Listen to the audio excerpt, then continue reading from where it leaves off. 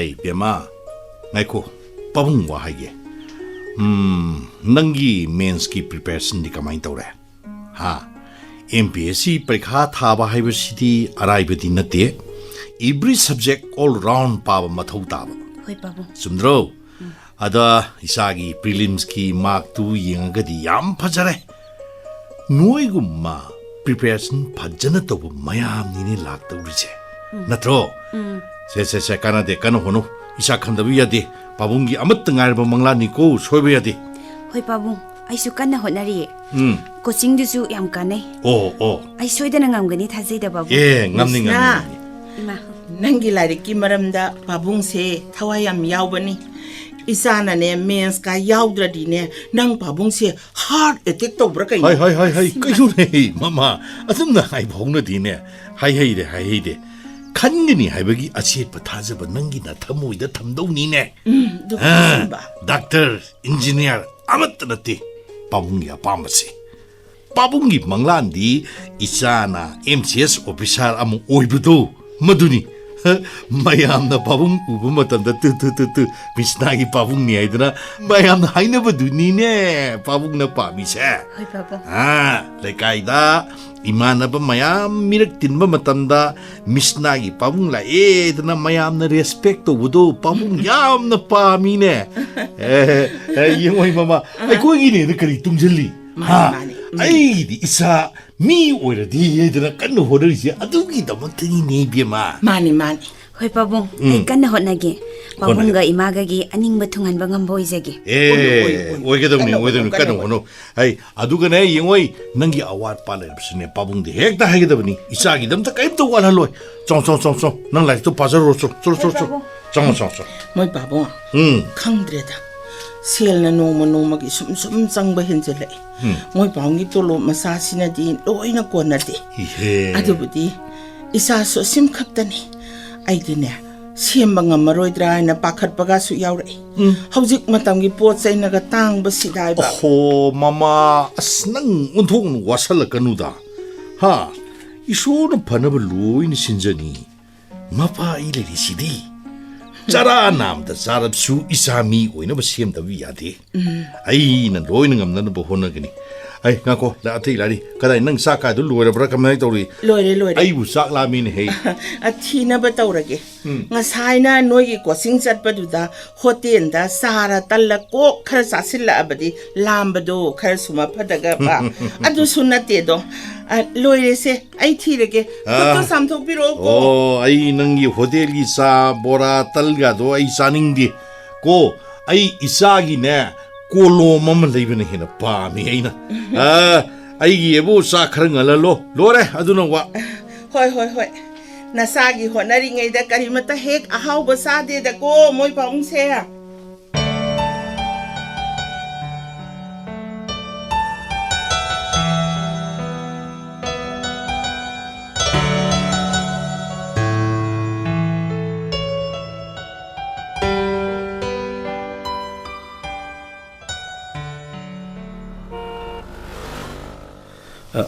Misna, nang di prelim khale na tayo na? Hoi tamangal khale, mens ki preparation tauri. Yam bhai, mensu soy na khan ganida. Hoi khan boy zaragi. Tamangal bu kadom da satpiru bodo. Aisu ozagi interview ma yauro bane. Oh, tamangal su khan boy biro ko dudi. Hoi, aisu soy na khan boy zarage. Misna, ngasiti ay nangwanda wam ta haigedna. Hayu kaido. Aina tatna sudum hairaga lapone. Nanadi agi wafamse kaya yaningdi. Nati nang boy munda kari nungaitaba lege. Tamangal adugi wafamda oiradi aibu warobigano. Ai matam sadri khale. Aigi wakhalda adugumba nungsi nungolgi warise khara lapna thamge khale. Nangi waise ngasina ahanba nate. College tamlingaidagi adum haidun laabani. Matam wali haibase. Aina su adum ngairaga lapani. Punsi simagi adum su ngaikini. Nomadi nang naibusu soidun nungsibirakna haibase. Aigi aset pathajabani. Tamangal na aigi matam khudimagta care lobirakpa kadaida kari soikini haidana dum yengsinbibado ai kaujadi adubo relationship amana pullaga aigi phirep kauthokpadi ai pamdi ima pabungna aigi damakta yam wana honabirakpani aduna imaga pabunga gi manglanse ai thonganaba honagi haibase aigi amatta ngairaba phirepni hono yam phai mama mapagi adingba pambu thungun baibase masa oi bai khoigi achoi Thoudam nangi damakta aina matam khuting lepli haibase nang masim tong ni kawgon ko tamangal ai salage thing khona mori sarase phare ne ai thadaramage hoi sasla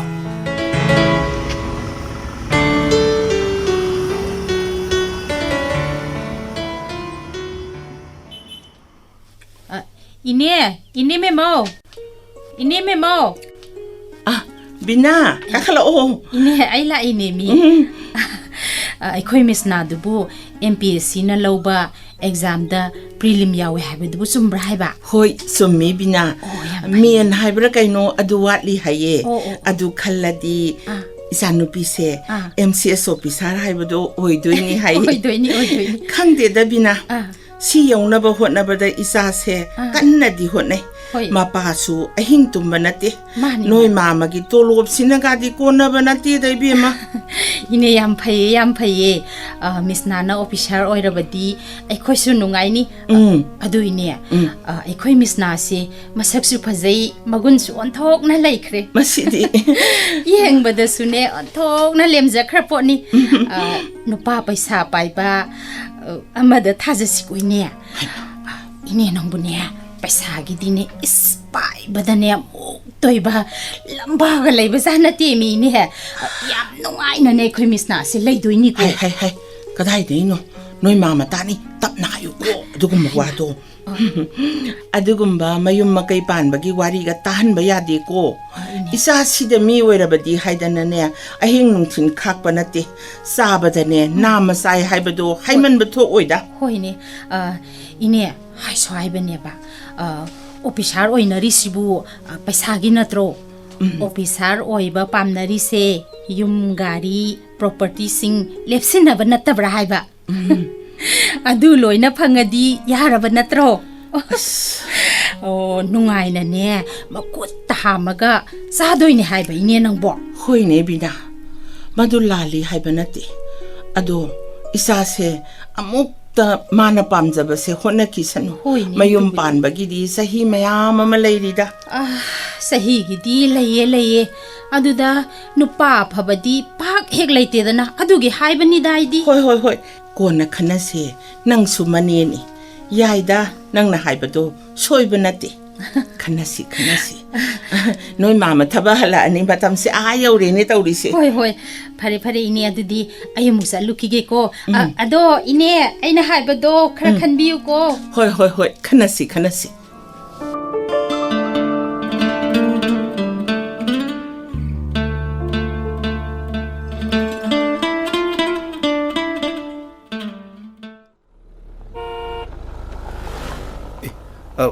Misna kada sa toino tamangal ai Thadoi de sat kene thola ini adudi ai sho do ma kai ron ni lao ai thadaram ge lao oto lak pasu amata ude ngaira su kuire ne ba hoi ai tamangal ado tamangal gi ozagi interview am thagi bu bu kamai tawragi result di lakrabo hoi ai selection tawre ai gi posting ma pham pire Thang Thadagi join Tolen. Congratulations Tamangal. Thank you. Adudi asapul amadi pizza bayabani ko. Natini Tamangal bu. Aduk nungai ba paudubo hana ga hairak timi. Tahaning driro. Adu yuana tida. Aigi thabaksina oza masa amakhaktani. Aduda ikaidana haidrab. Nangna MCS oina bu honaraga aina oza khallega haibado tambi kai togni. Es yare he Tamangal. Adugi oire. Ozagi sinpham sibo macharo mioi ba ke agi punsi semdeuri ba sinpham ni ai khoi gumba ke agi punsi ozana sembirak panatro ngasi gi society asida doctor engineer businessman na leriba mayam sibo ozana sembiram dragabu doctor engineer oiram gadro aidi oza haiba sinpham se yam ikai khomna jai thagatsari agi sinpham bu ikai khomna bu pi bagi da bhutta ado Misna MCS officer oikrabadi akhoi ga se kaukhidoira I nati postman aba maga marup oikhini ko yare tamangal ai adugumba wakhal ga matta leite ko thabak sauba pikpa ai kani mata khena ba leite moti nana leminaba adune henai maru oi aigi oinadi hana su haijakre aigi imaga pabunga gi mathawai nuaitaba matta tawningdi aduna tamangal warobiganu ko ha phare aidi thau masam su tawre aduna aiga sanajaba ma yengjakhe ko dute as adudi yaroi kari haibo jido haidi sesu haidi tamangal tu thadoi thongal yore khambiro aisle horage phare adudi ai muk chalu khiye ko hoi halakpadi yaradro yarani tamangal ayo to da dum halagi phare aisle ko hoi tamangal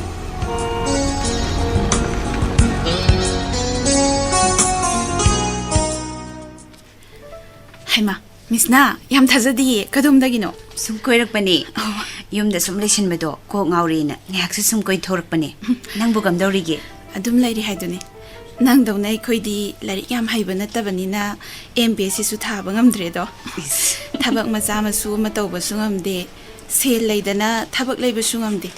Aduna aigise mafam su chawina working women hostel hanglisini. Hostel sida thabak tawbasu aduga satri su khara yauri athapadagi lakpa chathok chasin ngamdaba nupi me amasu lei adudi yam phai kaino thabak tawjaningba rapada leiba me amasu khudong saba bibire yam phaba thabak ni nangise ngai khone Misna nang tamangaldi pauga phaunadrabo nangwandi yam ngawjadaine phaunaye lambi tholakpada thongalda thengnai mana thada biramgena hausisu thada biramine aduna haidi lona na khoyani mak maisakse phajana cha ine ko nati kaideno thadoi sumna isamna tinabani hoi bema aigi pandam sida khura oigadaba matta pamdi imaga pabunga gi maning thungjanaba madugi lambido aisang loina khali phai adumaina arepa wakhala ma thamba ngamlido ado wa amadi hangene sengna di khumuko hangone kaigi khumoidoino nang tamangal si nungdi nungshibraba kaigi nungsiroidoino college ki matamdagi tamangal na aigi mateng mayam ama pangbire mahaki punsigi singba ngamlaroidaba laman ke amale matam gi financially emotionally support adum tawbire khangdi da thadoi aigi pukning wakhal khangbadi tamangal khaktan phai adumaina nungsibadi phawbirido aidi thamoi ga yaudra khalure yaudi yauramiko yari ado matik saba mi ama oira kandadi ahenba mayengaga chati chatkinuko nang sitiba chatsaroi yare se masigi wase to ase ado kai pizza doino nang kai saninge hayuni hekta nong phadok lakpanina saningbा ma pizza taredana as aidine moro saba miyam saningi mimi singju sasira samanga chada masyam kuire chachi ai macha lauthorake ko singju da nate chaka charaga chatkadabani ko hoyaye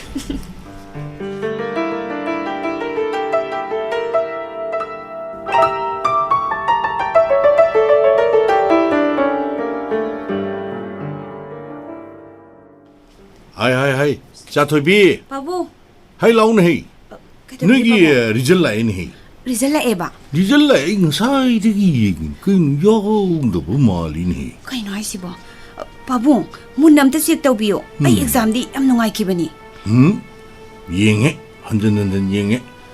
hanjan check tore babung na yaw di ni kari haiba kai sibo isabu pass tawdre haiba as adu kana honaraga kamai tawni dudia babu nasabu ngakpiyo ko hey bima babunga imagagi aningba thunganba ngamdre aina honaribase mapung phadra man hey ngai ko Chaothoi bi se babung ma ge yengwe babung na kari sunungai tabu tawti babung wa ye ta exam bu handak na rui bro ha matung da su thabi yari sidi isagi result-gi isan honukibaduni hen maru oi whatever the result I accept it participation is more important than result si nang khangadu Isa Piloi Natina Hay.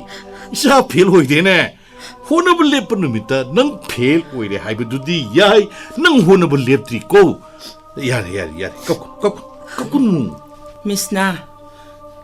Nungay ba di imasu ham nungay ti. Napabong sumatway nungay ramo. Adubo isasidi kay daw ni.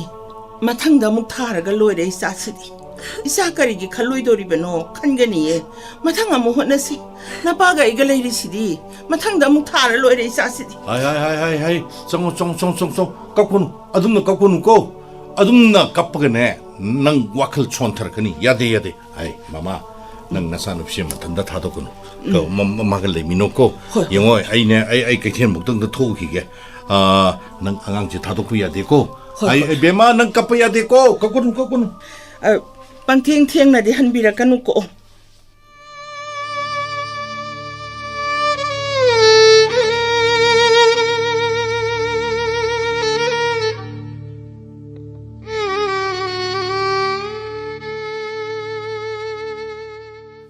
Ini Memma, Misna do exam yarokti hai.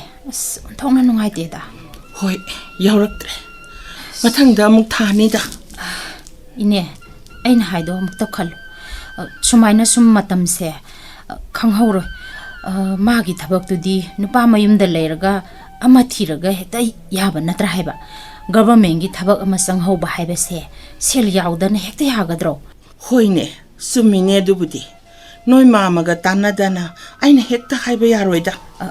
Ado ine mama da ine na themduna kita haina biune maran jam baiba nupa ne ba mapado special contractor ni haiba aduga ni ne is mai pe ma gari mari manga hena leiri bani do mayum ga chau na sadana loirabane mi yam nungai na leidoini aina haise ine hoigi phanaba natra haibani ne nangbo aigi bu kari tongzaba leidoino misna na nungai na leikhiba haise ai khoi loi nungai doi natra haiba Hoi Bina. Loina sumine. Aisu amuk khandabadi nateda. Ine aina haiba nupado nupi makok hek thigradi pharak tani ko asuk phaba nupabu karadi phangdoi no haiba aina haise amuk ta khallu ko ine adui ne ai ngasi gi di satlage aina haisi ni ko ine ai khallu ko ine Hoi. Bina na haise aran badi nati. Hauziki matam sida thabak ama tawba haibase paisa yaudana yabasu nati. Lau inkol ama yolaga isa thabak hapkani haibasu ngamgadaba nati khoidi. Isa na nungai na leiba haibase mama mapa oiba khoigidi apambani. Isa sibu aibu luhong thokpi krasira. Ai ngasidi mapa da hek thawdok laga yengake.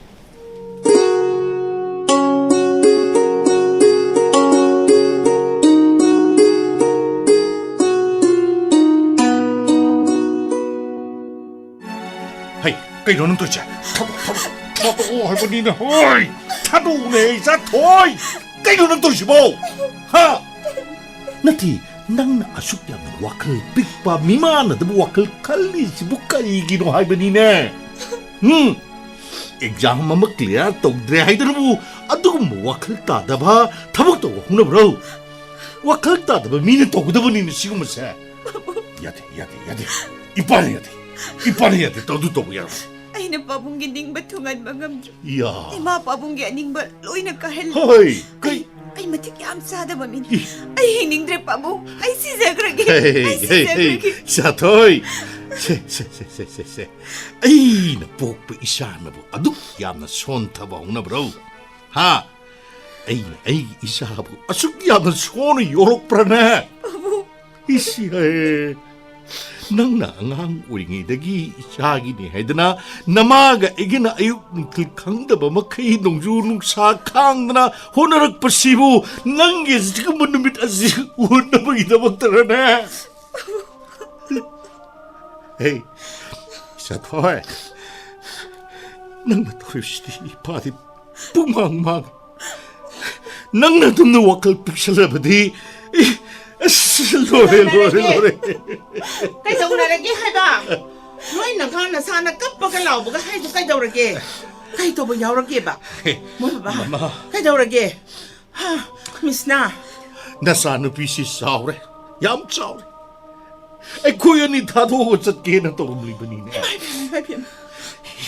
ai na tanja sana sakam dati isa se khui unaram da basu ai nei mama kari hai ba Misna nangbu namana pagi kari mata khandra bro sum jaura ba leibak sida thabaki kari wat pa leike isa lari hita basu natte atopa thabak mayam ama tha basu yari na thabak ama phangdre na loira bra hai ba ha Misna nangbu ai khoi da kari pen da bayaw bage Ima napaga namaga da kari pen da bayaw ge ai khoi na kari lan khrage ba nangbo Ima ay imaga pabong na ngasi pa uban na sa agi bida nasama tapin da balay tiye ay pabong gining batungan bangamdre nasama tigyam sa hey ngai ku pabung wai ngai ku Chaothoi ngai ku nei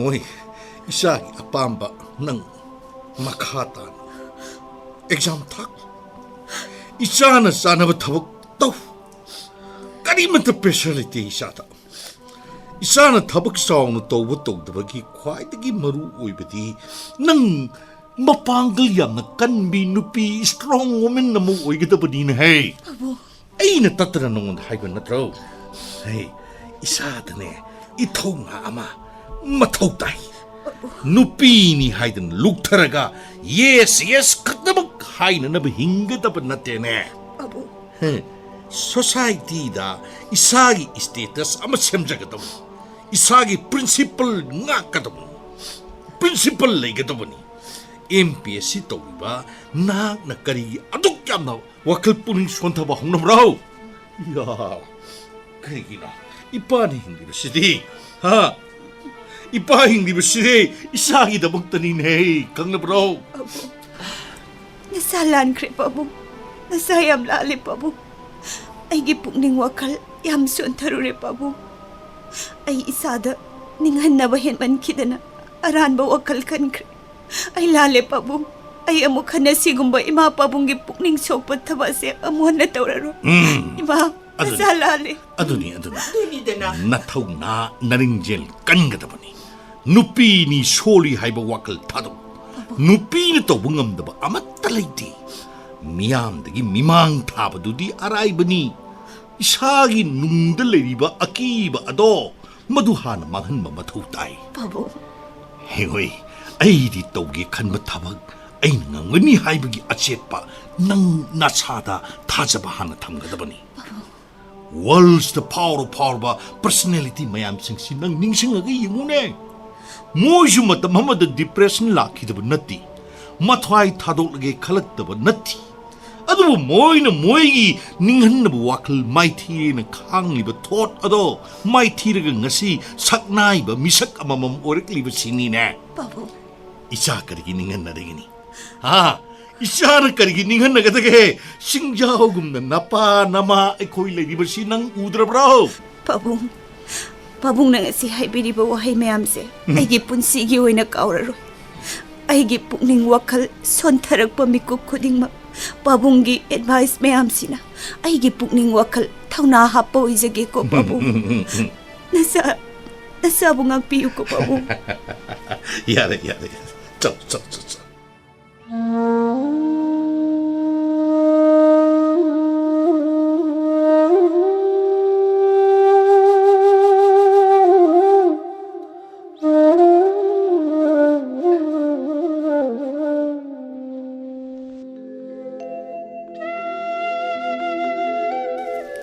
Moy babu ai wa ma da hudok ke to kai wano saugatana phajana khanasiko ya undhokpani da ko mama kari matangi no ne maram zadana ibu hekta sabu ya bro hayu Misna ki ne yam phaba magi luhong bagi wari mala e kari mahak na nga si thang liba khong thang se amuk thang la roi haina su tambangam banate to aduna moy pabung na yara di ibiyama se luhong thokpira sira hai kari no ne nang ngangi to ba ha hokjikpu kadai de luhong mano ne nang si matani mai sa sa ti da angang simi unanda bai na kan hona si na hairaga kayo nang luhumui wapum ka pusalagtan to Aisu isa phaningdaba nate isagi nungaibado aikhoisu pamdaba nate ado moi babung su khanbiyune hauzik matamda thabak ama tauba haibase paisa yaudana yaroi dawribani do nupa mayum do yam nungaiba imungni sentum awat balaiti mana tauba thabak tawningasu makhoina adum tawhanjage hai asuk phaba mari se aidi thadok haningde do mama moi baung su umta khanbiyune nang hairiba wasing adu lali haibadi natti adubu nupadu kanano karino haiba khangdana mayum paisa paire ina kaira khulle haidana bu hekta yabrane tha nati nangi nasa nupigi aningba apamba haiba amasu legani magi khangna chana ba leiramba sumayai mama madu ai yaningba wali ko phajana ta khanagisi ko mana amukshu try tawjage su haijari masida luhong thopi ba haibase magi aningba apamba gi mayok to oidori bani ne khanagisi tamna khanasi ko moi babung de yabiyo isabudi thimjarage ba karigi yaroi dori no magi phana ba haibabo supphaba mari se aidi manghaningde ko nupa masadu su mathanta po ihai loina magi oigadaba natro aidi khangde hairisini ko moi babung su yaro ai loina phanaba singe exam thaninga su nupa mayum da thajara sunu kaidauge ish kari do ne haide mayam sibo khangde da mama ai kari haidong no pare nang nasanu pida hangaro ai iadi yaningde ko tabak amatang tawjaradi haidana khanbani khangre mama noina phani abdu khanaro ai kaino ni ai usuba ta tombodu ai am thokuna rukhige sangboye si amta semjallange ko hoi sa thopiruro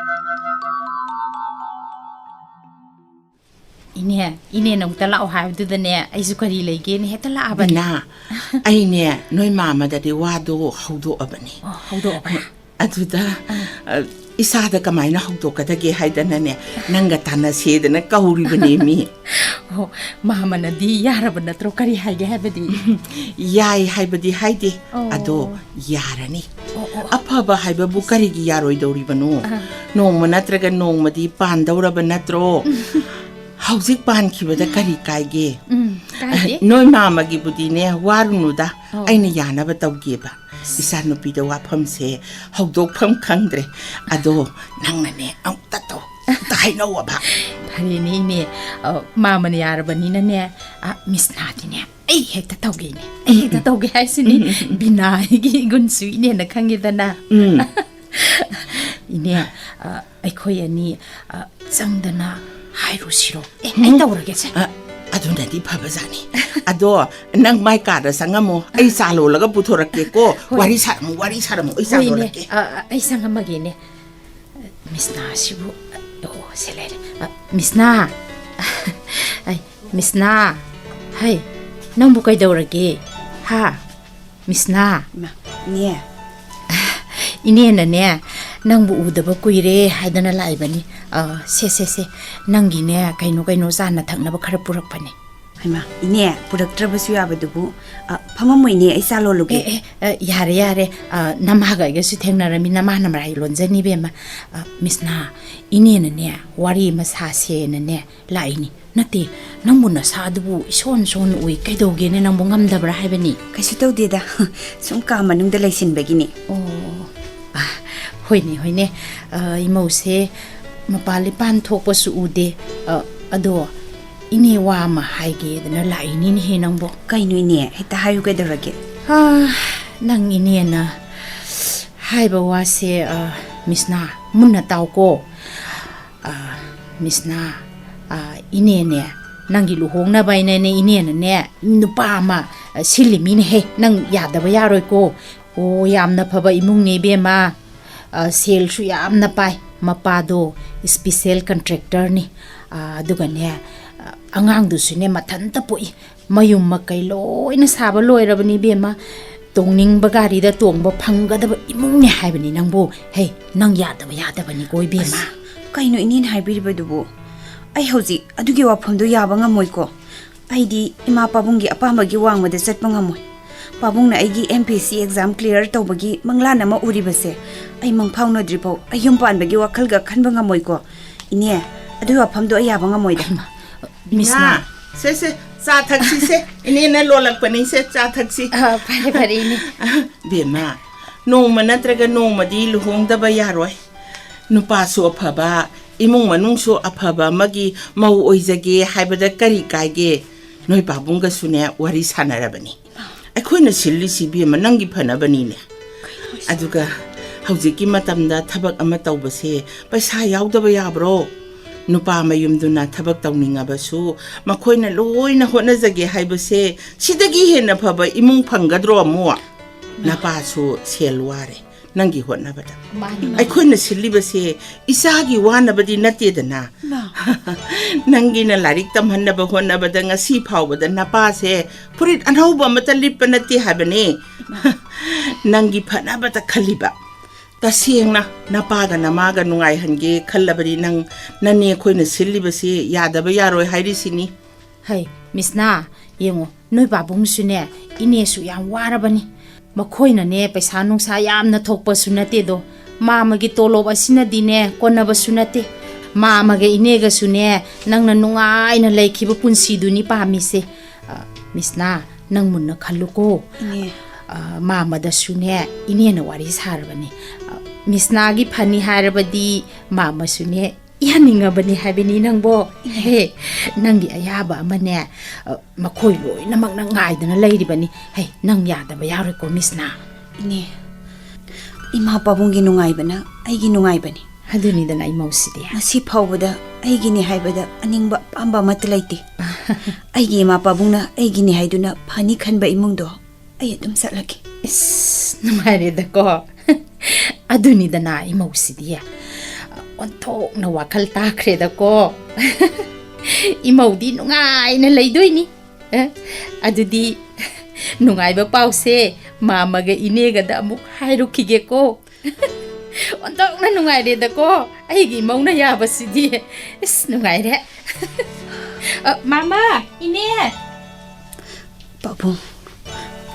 pabunggi apambana aigi luhongba oirabadi phare ai luhong lagi aigi punsigi aningba apambadi imaga pabungana aigi dama wana hotnabirakpado imaga pabungbu nungai hanbaduni aigi damakta hotnabada waduna talaklabani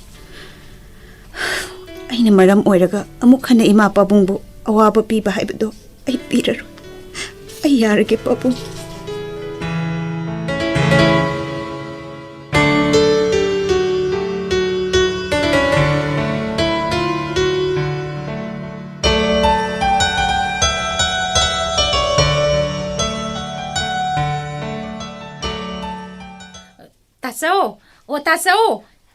Tazou ai khoi tazou du bulai tab zala ne tazou kanano tazou ai ne hai bane tazou Bina tazou nang lai bra tazou kai dorage ne hatu ha kai lege ne nungai ba pau matam ge na lai ne hai ba tazou nang bo hatu lak pa da ne sorga se tazou nang bu ne tabe hole ngai ko phamu ne ta nang ta phamu se nangi pau du tamune kari karam nungai ba pau no haibu ne tazou ai khoi gi singlen gi pau ni mi tazou nang bo nupi ma haina ba do yari hai ba ni tazou nang bo kari haibu Bina adudi ta sing nungai ba pau ni ne mani tazou nungai ba pau onto nungai re da Bina ai ne haibu kana su leibu na ti ne pa singlen sei ha mama tum da ni da na mani tazou na number su khoi me amu thado ga chat khiba kuire Naya nupasida ne tana may makai padra lehoragadi nang tasawse sirasu yaren he. Tasok sibaga yapontri ko. Tasok kari mata nung sa thiruno. Misna hairiba nupi masa se yamna phaba mabuk mapaw tapi nupi ni haiba tasok nangbo. Ay khoi singlen se manang oksinari se masi phawne. Misna haisina ne loi na mag ing na tap na ngang ba ne karip tangok sana roy da bani tacho. Pare. Nahang no hona biba taso no kauroi ko. Taso. Adudi yanaraga di imung manung unaraga nung kungdo mo matam lepasidana. Lepadam ni taso. Wari saraga namit amatang heter lep thoro. Ay koy ahalaman krasalaga magun karura sidana. Taw gada bani taso. Ay soidana ne phanana bado numina mahe ta yengzarage taso. Aduga ne ay mulaksage ko taso. Taso ay ne numida phaba kari karado ay ta karino ay khalugi ke taso. Ay sale taso ay sale ko. Salo. Ay numit to khara thuna ohenji ko. Tengdaranu ko. Taso da sale risidi. Onto nuai ba paw ni ne. Ay isano pa singnin sina wakal khara tarabadi. Ay no wari ba se waroi da bani ne. Nong hek ngan ba gari tong adum chatkigani. Numit taraga thengna halakani. Kadaida kari da busali banoina hangmadasu khumde. Khangdreda.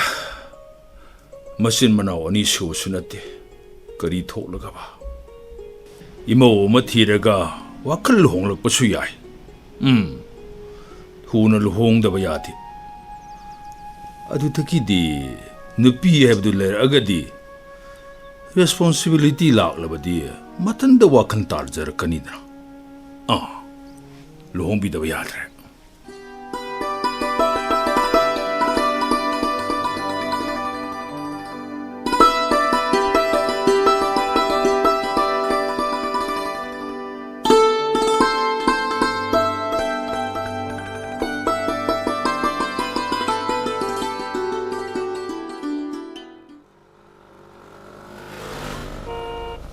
Misna, hey, karigino, ay uraga thairaga salidya.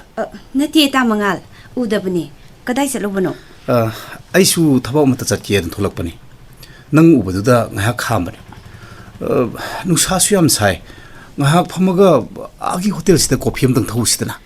Hoi yae ta Mangal, thausi. Nanao, coffee nita. Misna. Pao matai chumbro. Summe ta Mangal. Karigino Misna. Ay bu nang si phawba matik chade haiduna aigi wafambuti tatana matam chade haiduna kaklai. Aduga ngasi nang thangli bu khongthangsina karama mataw. Aina ozama samu oirubasina aigi nusibasi matik ipazade haiduna habiga doribra. Nati ta Mangal. Wafamdo langani. Aidi ta Mangal bu mirai kibasu laiti. Aigi raibakta asum tho utambagini. Aigi aningba apamba amatte yauti. Misna, nangi punsi sida nang nasagi oiba decision amati amutang di lobi ba. Ima pabungi ni haidana adubak nasado kaya rakhana sacrifice dawgadori.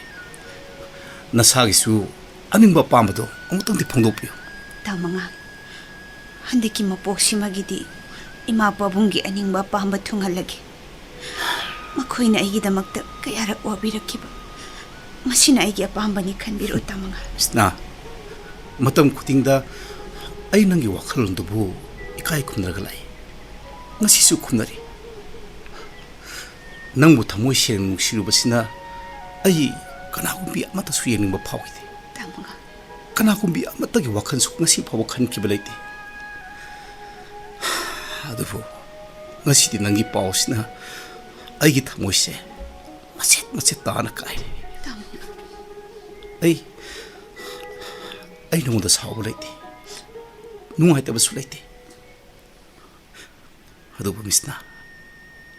Ngasidi ay nangunda ay na nangbu nungsibagi matam kayagi mamangdagi ꯑꯩꯒꯤ ꯊꯃꯣꯏꯁꯤꯗ ꯍꯛꯇꯨꯅ ꯊꯝꯖꯔꯛꯄ ꯋꯥꯍꯪ ꯑꯃꯇꯪꯗꯤ ꯍꯪꯒꯦ ꯇꯥꯃꯉꯥꯜ ꯅꯪ ꯃꯁꯤꯃꯇꯪꯗꯤ ꯊꯃꯣꯏ ꯁꯦꯡꯅ ꯈꯨꯝꯕꯤꯔꯝꯃꯨꯀꯣ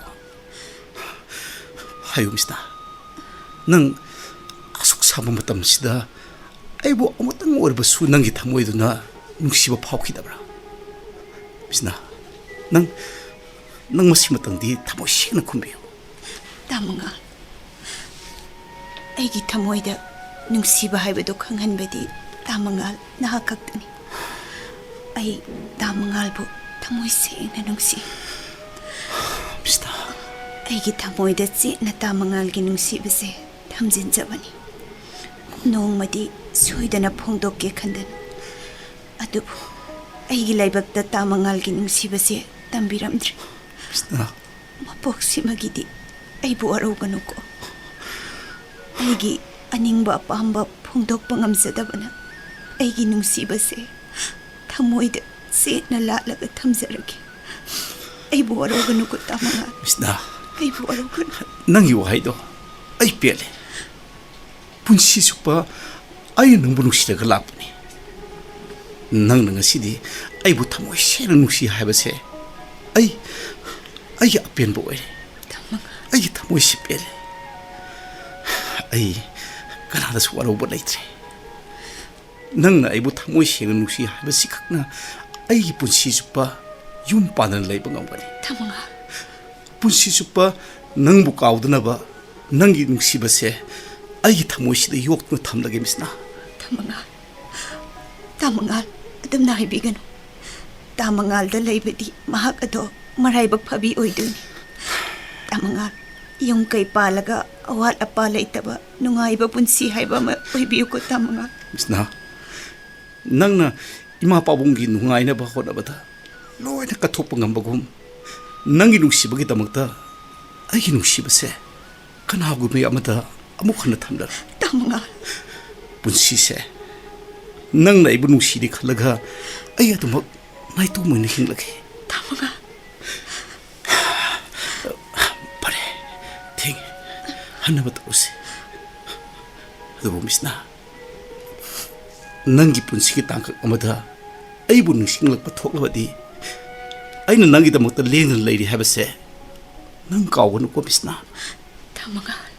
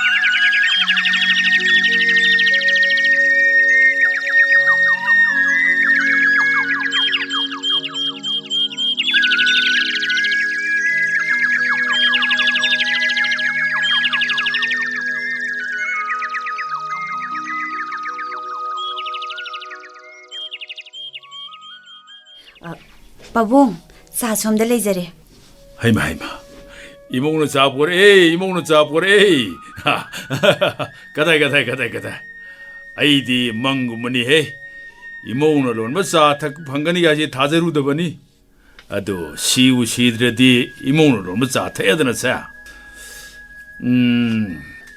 빠봉 그리 인장 통저게 나시 그리 자시게 빠봉 예 이고기디 이몽노 동어버디 아마 핵대 야래고 아이 소도 가이래 그러긴 해 하이 밤사 싱렌 난 그라이자 토이노 나마이 파워따 아들이 하토하투 허걸럭보다 아이리 까다에 서르고 돌리보노 타범다 사투겐 또 보내고 Tamo, ai sa pujarake. Amta ngaibiram. Yare. Ai sa thakte. Ado ai sa hapuno ai thengkani ko. Hey, ngai ko ne. Kari wangang singano nang imo da hari do. Ha. Phajana ne na ta na. Hai bi adrai mi. Ngarang da la ko da ngai ri. Angang sina kari haina khandoi no. Hey, nang yum palabani nang ili sa sa to thuno hongdo. Hoti na ti yum je. Saning satpa laning la ko do. Madu yaroi ko. O phare. Phare. Adu dine ai sulai la roi. Kaini. Ai chale hai jini. Hai ma. Ai ubo pungang nang bro khang. Hey, masin lang je. Sulai la roi. Hey, ngai ko ne. Ngai ko ri ga mase. Hai na. Adam chat kres. Babung, kaidorage. Memma. Kaidorage babung. Babunggi phong manakta ne. Table leiduda. Hidak yaw bok sama leibani. Ang to poro. Hoi babung. Bagi tabak se. Kainom toy. Hoi babung. Sai deng hak phomge ko. Babung phambira mo ai puthok sarake.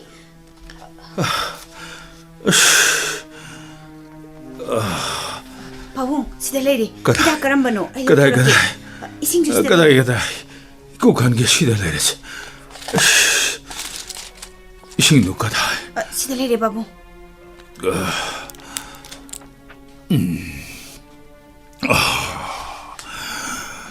Yare. Babung, tap nam tap pothabiyo.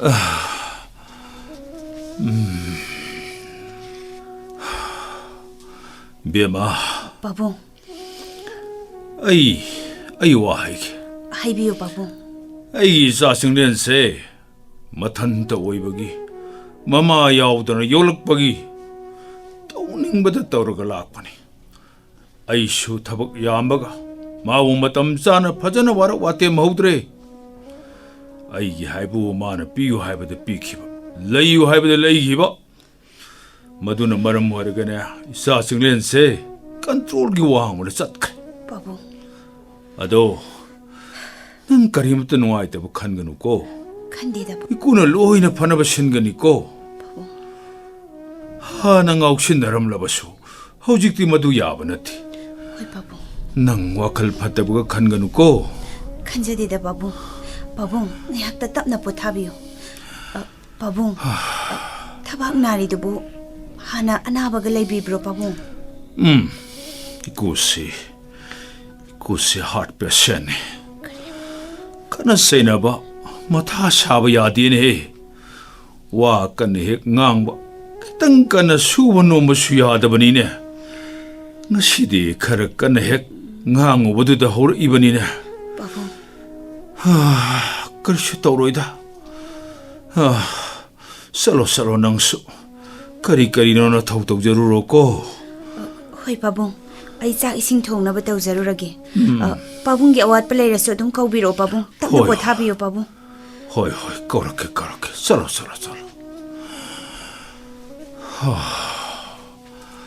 Aigi mausi.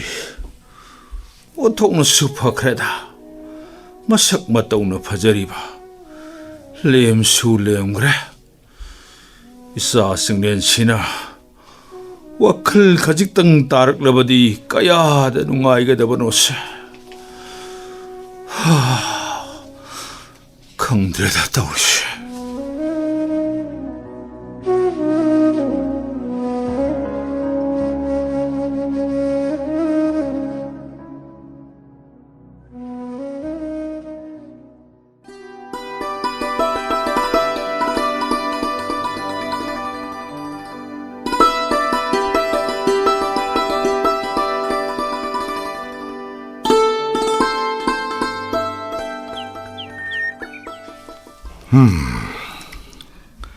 Aigi isadu uningida.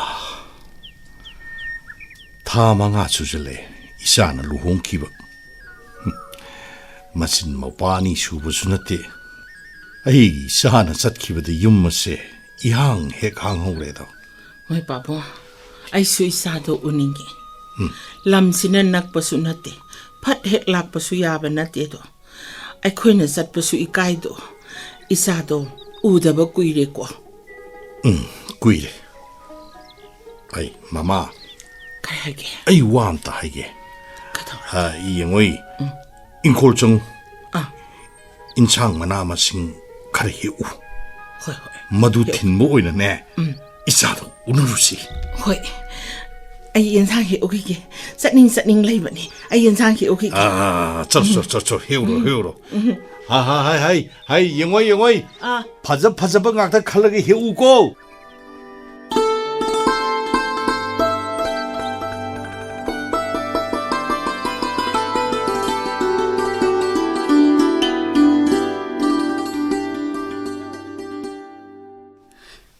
Tamo, kari hinjang thonguge. Ngarang nungdang su sak sadi, ay ngana thongge. Ayuk su ayamba matamda sadi, ngasidi sak saraga satpiro. Hai, madu nangi problem nati. Saning aga sani, saning daga tokani. Thong bata lagane hapunu. Kaino tamo, adum na haibigano. Sak nungti gi lembado nungaite na haizabani. Ay ngasidi wa haige. Yamuna taw. Ay nangi nakada laiba minati. Aina karai da sali karam kanda halakani nang na hangbagi mathau tadi aduna ne nang su nang na thokpa ai su ina thokpa amaga interfere tona bagi mathau tadi sida khangabra tamo na lana khale aidi isam samna sak sabiraga chatpiyo haizabani tamo na isau saugali dubu khajik tang tapthabiyo babung su masangam dabani ai darkar oide ai se angang nate nakhoi na khali do ai loi khangbu Waza sabagi tabak se toksiko. Tamo. Ai wa yam ngangde. Adungane. Aigi pirol singse tak paino. Leram phamdo adudum leisunu khangaba. Ai single. Karino nang ngangida. Nasagi soibu udraga. Karigi imogda dum ngangi. Nasana nupa moibagi nomatana thong sakhangbro nang. Ha. Nomogi sakhara sabadunu yarba. Nasagi ne habida kari simpam lay. Na pai ne sikhiba numitta. Na punchido mathong baram khangdana manglaga dabani. Ai sikhiba ngai bro. Ha. Lady idan mayam se machet yolaga saga dawri bro nang. Babung, tapna haibiyo. Amuk narakani. Kitang tapthabiyo babung. Bema. Ai sikhiba ni ne manang ari se. Ai sikre habagi mangonda wabi gado usu laite. Ai khangi.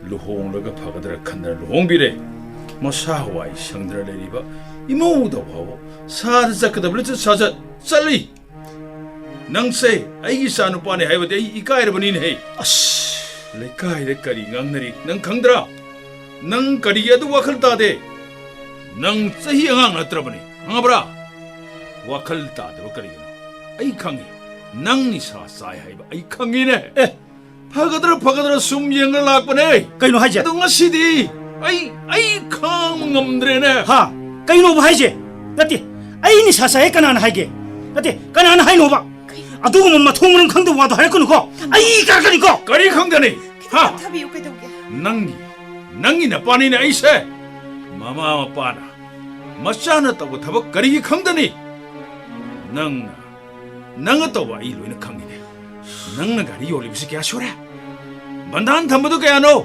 ai loina khangine o adudi business thadaba khangaba kari haiba kari kadai digi business no ba adu wordi profit piro karam business paisa sum thadaraga halakta sebu karam business no yare tosi I am the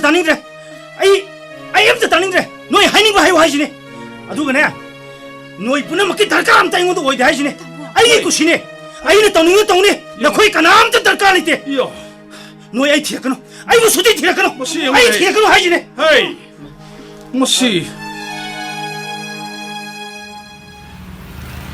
Sili nadrene hey Manida ha nadrene mani ai mo singlen ngai ko kadai drone nang ba ngai ko ibai hoi Misna hoi di yum dile bro 타방네 살리세 강대 아이 모이 바나데 가봐 히씨 그리 콘다 노시디야 하 마마 하티 거이부 짱기 싫었네 응? 나 테이미샤 사동만데 욕실락라가 까이 떠오르게 Masai sao bagi kumbo iramnida. Suglap na laga kamay handoy no. Lao, sang badi sangu kiseba. Pare. Song, nang mangtaro.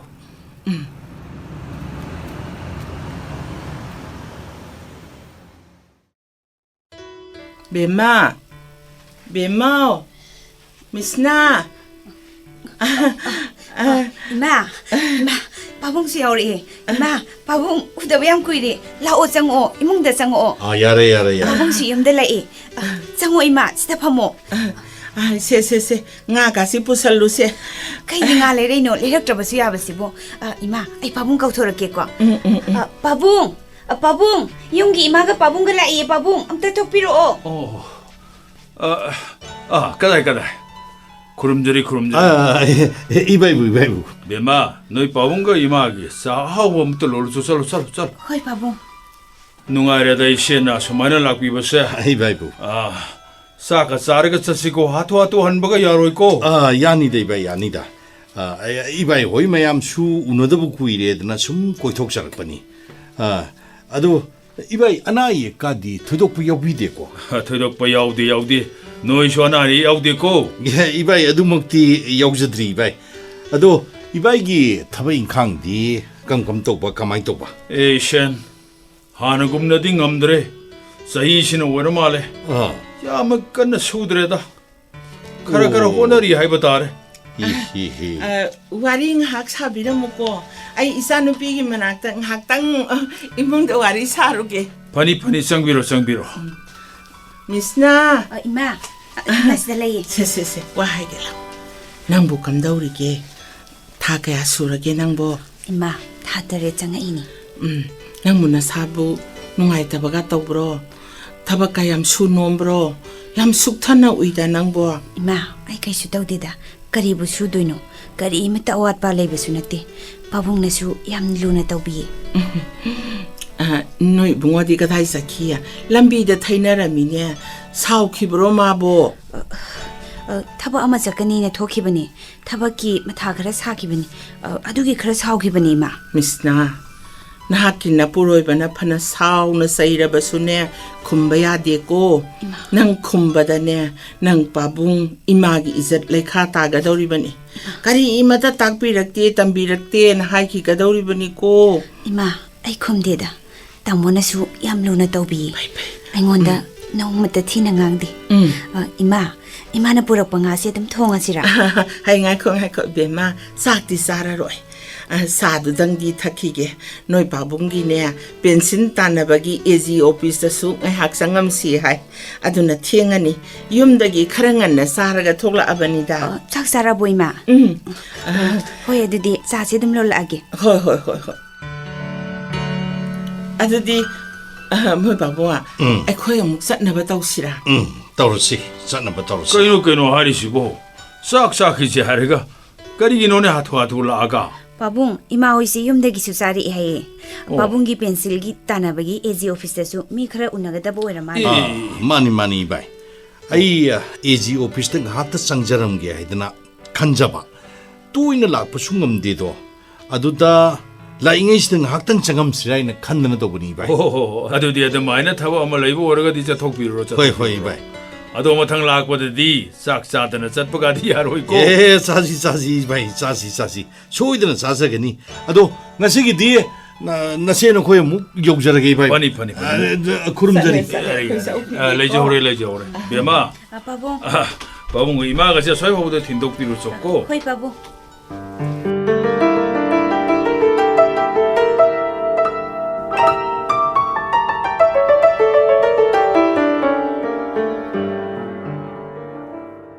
마마. 샤두부 마토이 이놈 누가 있다보자라. Adugumba karimta tawdeda. Ta lepsin kibaduda masa nungaitadana tawrini. 파레 아두부 이라바디. 마마 아이디 아묵 푸닝세 이샤 토비기 칼루보다 야나 와바 마tam수 야우레이도. 이샤도 코이는 마팜 란 타자크라브라인 칼럭버가 가수 야우이. 만 타복 마삼 등 도저럼라바디네.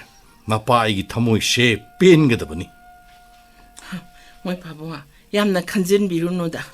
ꯃꯀꯨꯕꯣꯛꯇꯨꯅꯁꯨ ꯌꯥꯝꯅ ꯂꯨꯅ ꯇꯧꯏ ꯍꯥꯏ ꯃꯥꯒꯤꯅꯤ ꯍꯥꯏꯕꯗ ꯁꯤꯀꯤ ꯑꯃ ꯐꯥꯎꯕ ꯋꯥꯠꯂꯤ ꯍꯥꯏꯕ ꯂꯩꯇꯦ ꯍꯥꯏ ꯃꯃꯥ ꯃꯄꯥ ꯑꯩꯈꯣꯏꯒꯤꯗꯤ ꯏꯁꯥꯅ ꯅꯨꯡꯉꯥꯏꯕꯁꯤ ꯅꯠꯇ꯭ꯔꯣ ꯆꯨꯝꯃꯤ ꯆꯨꯝꯃꯤ ꯃꯗꯨ ꯑꯆꯨꯝꯕꯅꯤ ꯑꯗꯨꯕꯨ ꯁꯦꯜ ꯄꯥꯏꯕ ꯑꯋꯥꯡꯕ ꯐꯨꯔꯥ ꯗꯂꯥꯟꯗꯒꯤ ꯍꯦꯟꯕꯗꯤ ꯃꯥꯒꯤ ꯏꯃꯨꯡ ꯃꯅꯨꯡꯒ ꯅꯨꯡꯁꯤ ꯆꯥꯟꯅꯅ ꯂꯩꯃꯤꯟꯅꯕꯗꯣ ꯃꯗꯨꯅ ꯍꯦꯜꯂꯤ ꯃꯥꯅꯦ ꯃꯥꯅꯦ ꯃꯀꯨꯕꯣꯛꯅꯕꯨꯗꯤ ꯂꯨꯅ ꯇꯧꯕꯗꯨ ꯑꯩꯁꯨ ꯎꯔꯦ ꯑꯗꯨꯕꯨ ꯃꯥꯒꯤ ꯅꯨꯄꯥꯒꯤ ꯃꯔꯤ ꯑꯁꯤ ꯃꯃꯥ ꯏꯐꯠ ꯐꯠꯇꯕ꯭ꯔꯥ ꯀꯩꯅꯣ ꯈꯪꯗꯦꯅꯦ ꯍꯩ ꯑꯗꯨꯒꯨꯝꯕ ꯑꯃꯇ ꯈꯟꯕꯤꯔꯨꯅꯨꯗ ꯏꯆꯥꯅꯨꯄꯤꯅ ꯍꯥꯏꯔꯛꯑꯦ ꯀꯔꯤ ꯍꯥꯏꯔꯤꯕ ꯂꯨꯅ ꯇꯧꯏ ꯍꯥꯏꯗꯅ ꯃꯣꯏ ꯄꯥꯕꯣ ꯁꯨꯝ ꯋꯥꯔꯤꯗ ꯂꯩꯗꯣꯔꯦ ꯏꯪꯈꯣꯜꯁꯦ ꯏꯁꯤꯡ ꯆꯥꯏꯕ ꯑꯝꯇ ꯌꯥꯎꯕꯤꯌꯨ ꯏꯊꯟꯇꯗꯤ ꯁꯨꯝ ꯋꯥꯏꯗꯅ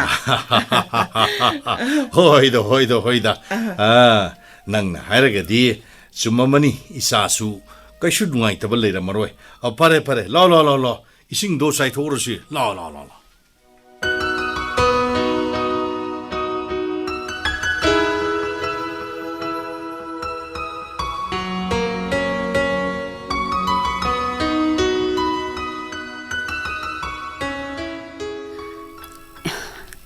사능시비 동모세 동모세 사 동마가네 마마 타박 매암 로실루도이니 동모세 domdi tum takra maleni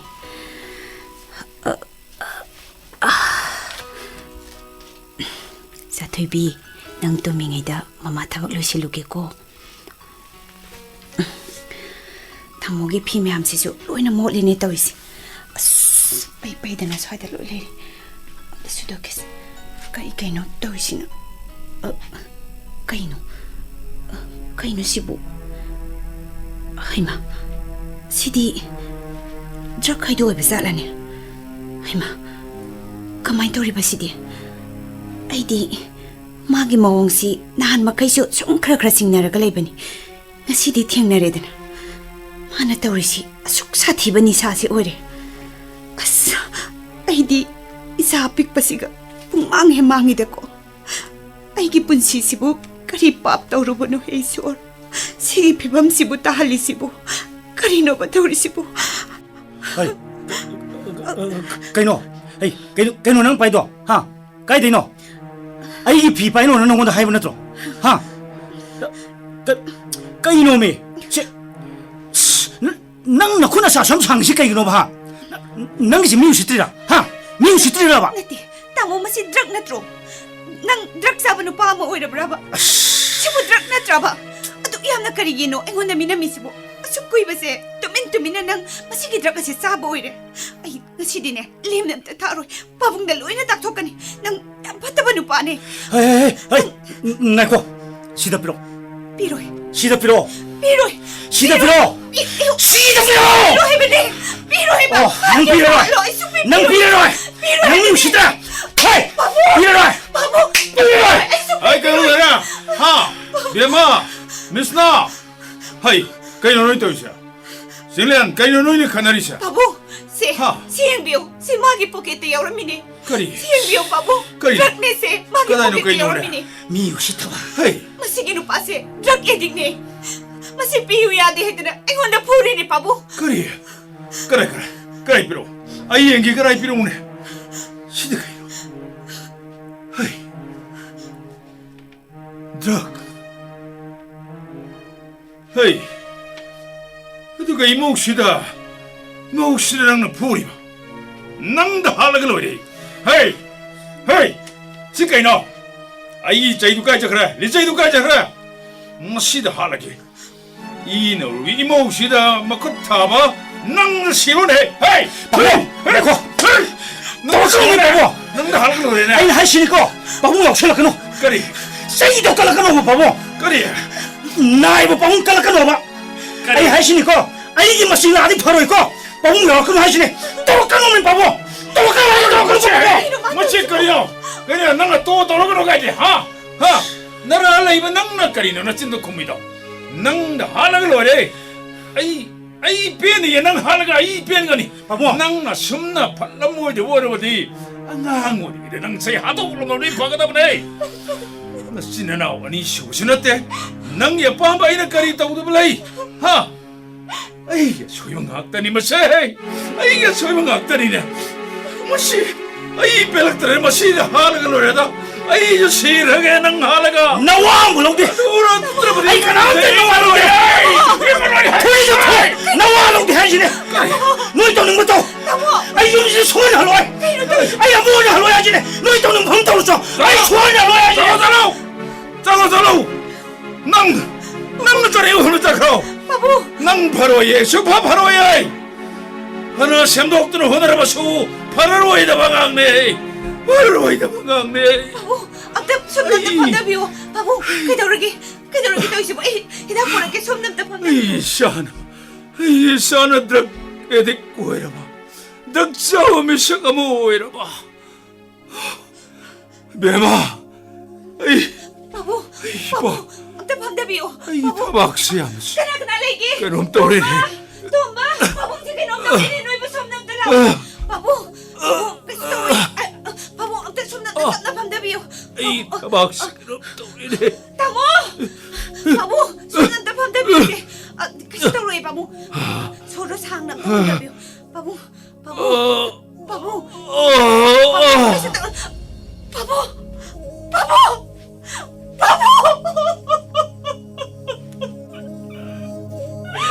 Ano tawari mo magkausin mo?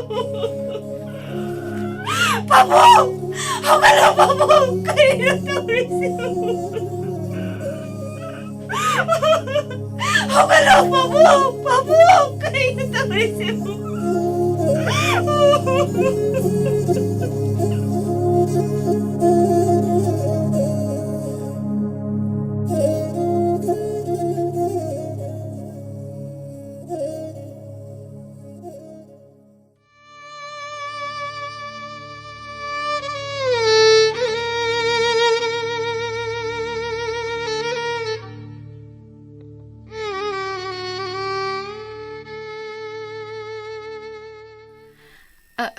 Mangal, kaday dano. Hey. Yam thazadi. Thadoi. Ai school da galak pani. Oh. Ngasi di shooting ale na kharanga na hlabani. Oh. Nangna kada chaluri no. As udaba kuire da. Nungari bro nangbo. Adum nungari haitare. Aisu home macha ama khak ren tawgi ngayak ta kom bhai si yaw de da. College matam da pulakpa marup mapanga amatta pau phangna bangamdre. Ai sunida. Oza masamu urubasida nong pungan tagi angang tuition amu school amuk satpagi halaglaga mo ngang sing tuition asmaru mapanga amata uno phangre adu Thadoi ai wa mata hangine hangoyai nangbu Misna ga pawge phondrabo mabu nungari bro tamanga macha nupigi sosti da chatlui adudagi amuk tasatke phau matam phangdreda tha manga taruk mu pharam ladra makubok leitabagi pau takhi aidi matam duda mapanda leiringai da satsu salhodre makubok leitre haba Thadoi tamanga Misna do aisu udaba yam kuire man hek lo hongkiban mitagi udama ukhidre college matam do yam ningsingai akhoi mayamna college da lamina khiwa Canteen daga phamaga wari sakhi myam jingdo yam ningsingaktra yam ningsingi tamanga nakoy ani gi wari do aisu yam nungaite yam su thajade sumaina punsi lambi tungan gani haiba Misna na nongma tamangal bunuksibagi wari sarame matang sabada tamangal gi proposal accept tawgani na tamangal na college da mahaki mating pangkiba amatta kaudi hana Misna gi mathamoi khangbasu tamangal khaktani hairami adubu kari karamba situation na magi pukjel hongkibano haba aisu khangdre tamangal Thadoi mana matumung hairamra hairami tamanga nong mama aigi homdala ame Thadoi punsi kongsatsi angakpani ko apamba ningbana ama oirakpana ama mahaki alamangi yathanga puna Misna gi tosi mahta nungai lebena ai sungai bo oirabani ꯑꯗꯣ ꯇꯥ ꯃꯉꯥꯜꯗꯤ ꯑꯉꯥꯡ ꯀꯌꯥꯝ ꯆꯥꯎꯔꯒꯦ? Thadoi, ay yung pandrige. Ay yung panimbagi wakal sulitreda. Punsi siya. Sumana natom hingbusinabu hina nungaire. Yam nungaite. Hauzik matamsida ता मंगाल होइदौना पुक्सियल सेंबसे अतांगबनी को मिसना दो तंजा चाना थेंगनरबदी आई निंगसिंगी No, Thadoi. Madum tangdi tawbigano. Mahaki yung panbagi marida akaya pibai ay pamde. Tama. Magi manakongda ay ming pau tada boisana. Mapoksi magidi ay oiba pangawdrabasu. Ay magi nungsibasidi ningsinglaga adum lehorage Thadoi. Tama. Pare Thadoi, ngayaksu ay emotional oiba warina ayat papire. Waro biyate ko. Kaisu kaindida. Marup haisidi awana tanagadabani. Karisu akal nungaitaba khanbirunoda. Laibak na tamba haibaduni. Laibak na tamba haibaduni. Aisu ngasi phauba laibak na kari tamlebage haibado yengduna tumak satlibasine. Pare ren Thadoi. Odi ay mo saluki ko. Hoi. Nongmong punsi ko. Hoi.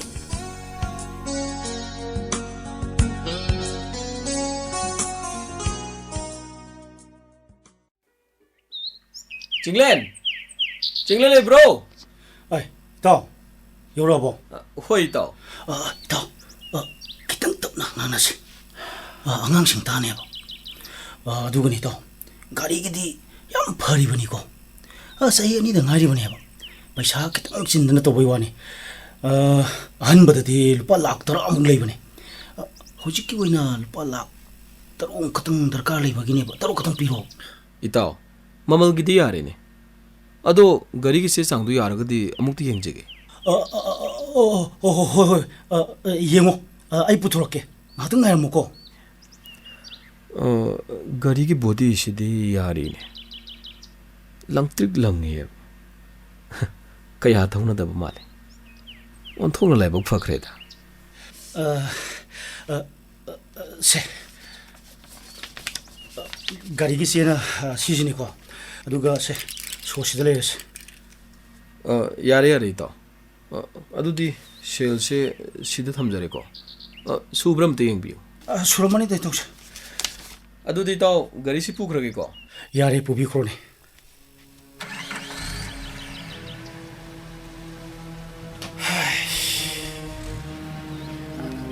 Tamo, nupasina gari purukise karigino. Shelduna karige. Ay kanoni. ꯁꯦꯝꯕꯒꯤ ꯄꯨꯈꯤꯕꯅꯤ ꯑꯗꯨꯒ ꯁꯦꯜꯁꯤꯗꯤ ꯃꯥꯅ ꯑꯩꯉꯣꯟꯗ ꯄꯨꯈꯤꯕꯅꯤꯗ ꯑꯗꯨꯒꯤ ꯁꯤꯡꯉꯝꯕꯅꯤ ꯇꯥꯃꯣ ꯑꯣꯏꯗꯕ ꯍꯥꯏꯒꯅꯨ ꯍꯣꯔꯦꯟ ꯆꯦ ꯂꯣꯏꯁꯤꯟꯅꯁꯤ ꯍꯥꯏꯗꯨꯅ ꯀꯔꯤ ꯇꯥꯃꯣꯒꯤꯁꯦ ꯒꯥꯔꯤ ꯌꯣꯜꯂꯤꯔꯣ ꯁꯦꯡꯅ ꯑꯝꯇ ꯈꯨꯝꯕꯤꯌꯨ ꯒꯥꯔꯤꯁꯦ ꯁꯤꯃꯈꯛꯇ ꯉꯥꯏꯔꯕꯅꯤ ꯑꯗꯨꯁꯨ ꯇꯥꯃꯣꯅ ꯑꯃꯨꯛ ꯌꯣꯟꯊꯣꯛꯑꯗꯤ ꯑꯩꯈꯣꯏꯒꯤꯗꯤ ꯀꯔꯤ ꯁꯤꯖꯤꯟꯅꯗꯣꯏꯅꯣ ꯅꯪꯉꯣꯟꯗ ꯀꯅꯥꯅ ꯌꯣꯜꯂꯦꯅ ꯍꯥꯏꯒꯦꯃꯤ ꯅꯠꯇꯦ ꯅꯪꯅ ꯊꯧ ꯇꯧꯔꯨꯁꯨ ꯌꯥꯗ꯭ꯔꯣ ꯆꯠꯂꯣ ꯁꯨꯝ ꯍꯦꯟꯖꯜꯂꯛꯑꯗꯤ ꯇꯥꯅꯤꯡꯗꯦꯀꯣ ꯌꯥꯝ ꯆꯕꯦ ꯆꯃꯦ ꯉꯥꯡꯉꯛꯀꯅꯨ Nati, tamona babung hek lai khitabadagi karinoba tawrisi. Yumgi arai loina yola sarasi haibraba. Tamona tawriba makai tubinna dum laibani. Ai ngasidi loire. Tamona drug sanaba ngasina gari yole. Hayengna yumsi yongi hagadori bro. Ai tumina sunglai leiroi. Ai, nangina thawro. Ha, nangina thawraba. Mani. Aina yoningaga yoni. Yoningraga tokani. Lairiba mayamse ai king haltani. Nakhoi namana pado. Namana padano tamlakpa unpo nateko. Tamo. Ware mayam ngang charadana. Ai khange, ai gi mai pa na tamlakte haiba. Adubo ai su yum sigi mauni. Ai gi su right ni. Yum sida sel sizina nambagi mathau leibagi yonba oirabadi ai karimata haidaba ya. Aduga tamona drug sanaba na samanghanaba lantum yombadi ne. Ai yaba sungomgamloi. Ai sungomgamoi hariba. Taningdre, yam taningdre. Natine. Namana padana adumaina nasin khummuso aduna takpirakpraba. Ha. Nati adumana nasin khummuso gaina takpirakpraba. Adu yamna isau langido. Taningde. Kadai dun langmuso chalo. Yum sidadi yaro haisini. Tamo, wa phajana haibiyo. Ai ngonda ngasi phawbada saibada phubada ai khangba yaba khangbani. Adubu ai gi ima pabung pallagadi adugumba wahidi haibiganu. Mado ai khangba ngambagi wangmada oigani. Ai ngasi tamobu drug addict ama oira phaw. Ai ngonda tattana otnaira phawbada aina yum sida leiribase. Ai gi ima pabungna takpi tambirakba wahi singdo khangbagini. Tuminna leibase asonbani haina se ubiganu.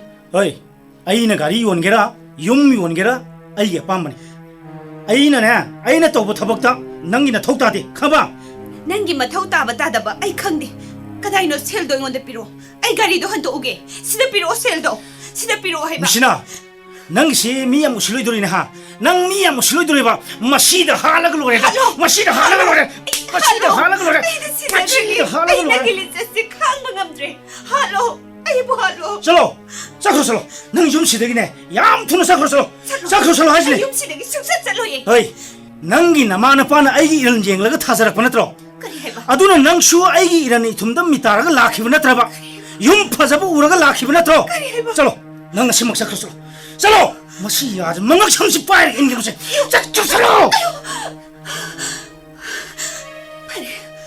फरे तामोने आइबो फना थिना फुरबसु फना सैरबसु आई खांगे खलंबनी इसा अपिक पसिगी खलग नोमदी नंग वखल तारखिनी हाइदना अदुबु तामोगी वहाइदुदी आई खांबंगमो आइगी जमजरबय इमा पाबुंगदा सिरिबा इरालदो आई खांबंगमबगी वांगमदा ओइ ngasi tamona ay ngaksamda ilaga sasan tanthokpagum tanthokliwas ay punsigi kauraro ay yumsida amuk kana khong thararo ay ngasi maksat khigani yare yoro taningdre hai ngako angang si puko Memma taningde nasak to amuan ulano angang si pursa ko solo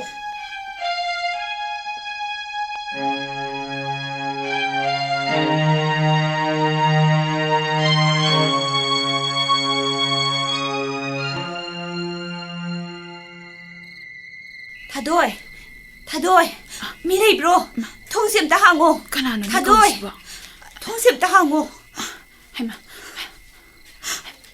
Misna kaino thazadana kadai chalobno sangola o kaino wa som tangang de som lebrei do kaidorage lawa sango o nagde kaidorage ba phasanam ta tamuse nangna kapli do kaido ba yawge ba asuk theng basida la ise ati khana saina baga yawbro Thadoi ai nangi sida matam khara leibe agadra kai gyaroi doino nangi na yum ga chap manai nate ado kari to boy yawge heba yum da khana saina baga yawbro Thadoi ai amwar Misna ai ngak ta pothagi isa sisu mapuk labamani ai ngak ta pothagi Thadoi pare mayak phasana potharo angang do mabugam ta pithause ai nangi sagam ta silake yare Thadoi ai sakasilunu ai saroi Thadoi as angang si sutum khrama leni Thadoi ai gi sase ai dauna marai bok thi daurabra kai thi doino ado kari to bayawge ba phasanam ta ingon ta hayuse Thadoi ai yum thadok lam daga lai Misna ai amuk khan halaroi khale ima isana lemhori ba punsi khrase nai tom leiraki aibu thina chaiba ta thi ta oina phura phauba ai asuk sangba se khangduna lakpani Misna adubu ngasi magi wahiduna aigi pabungi maramda magi adukkan ba wahido ai khangba ngamde ima pabungna aibu ihi tamanna bo nabada makhoi gi ni haiduna karigumba matta lepsinjaba nate pabungi pencil phangbagi paisa phauba aigi lohongbada ohong ahun yamna tamkhite haiduna pencil gi phangba paisa phauba engonda pirakhibani aigi samjakhraba ima pabungda mahakna ngangliba siriba maraldo ai tabungamti ai punsi gi kauru ai wakhal taris nanga sidi pasana potharo se saksi jatho aduga nongalaga pasana wari sarse hoi ai am swar ai ngakta pothagi Thadoi hoi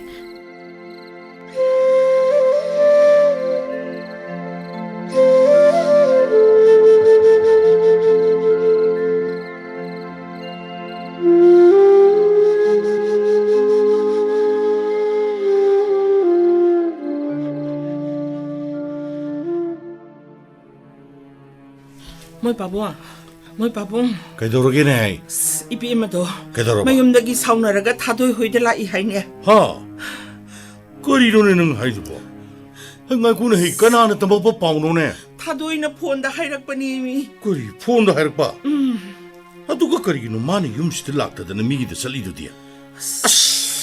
온톡 너 뻥그래도고 Moi babu ai di nung sai am na thibo maram do masa oira moi hai ba 아두디 ai gi sana nga si phau ba da sau na re ai da nong ma ta yum da halak maram si masa oira moi ko moi babu lo sin bi ro ong ta sa si angang apik pa du ga kari no ba ong ta hang si ha 야래 저시 아이 빔등 홍을 노래 너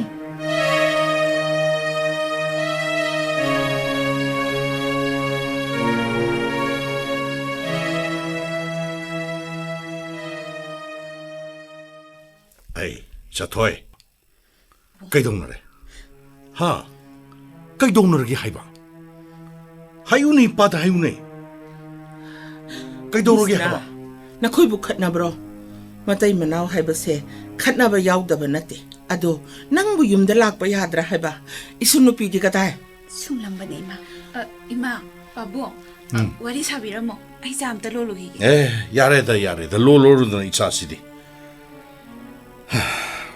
자토이 하유 빠붕다 하유 까리 똥는 뭐 야우레 노이체 하유네 와 롯가누네 하유네 아이 염드다 아무 할레로이 바보. 히 그리 해봐 하 그리 염드다 할로이더리바 ha 그리기로 하유네 no mayum pala ba no pi na yum du da haloi hai ba hong na de ko sau bu phara ka ne marai phaja khini sau na ri ngai da ne lau ba phatte ko nangi yaning ba yaning da ba do lau ba phatte nang na lai ningi phau ba ne babung ga ima ga gi nak ta lai ru si la 하유 나이고 이빠다 하유 낭온다 부부 짜이베 떨어버라 징레나 하 하유네 이빠다 하유네 징레는 낭온다 부부라 하이바 와도 아무튼 롯건 이빠다 생는다무 그리기노는 쿰드리버세 하유는 그리 라루버게 Misna, angang si hauba male, mabuksu lambra kaino, yam ka pawe. Say, nang amuta sangugera. 아이 안강 만abta.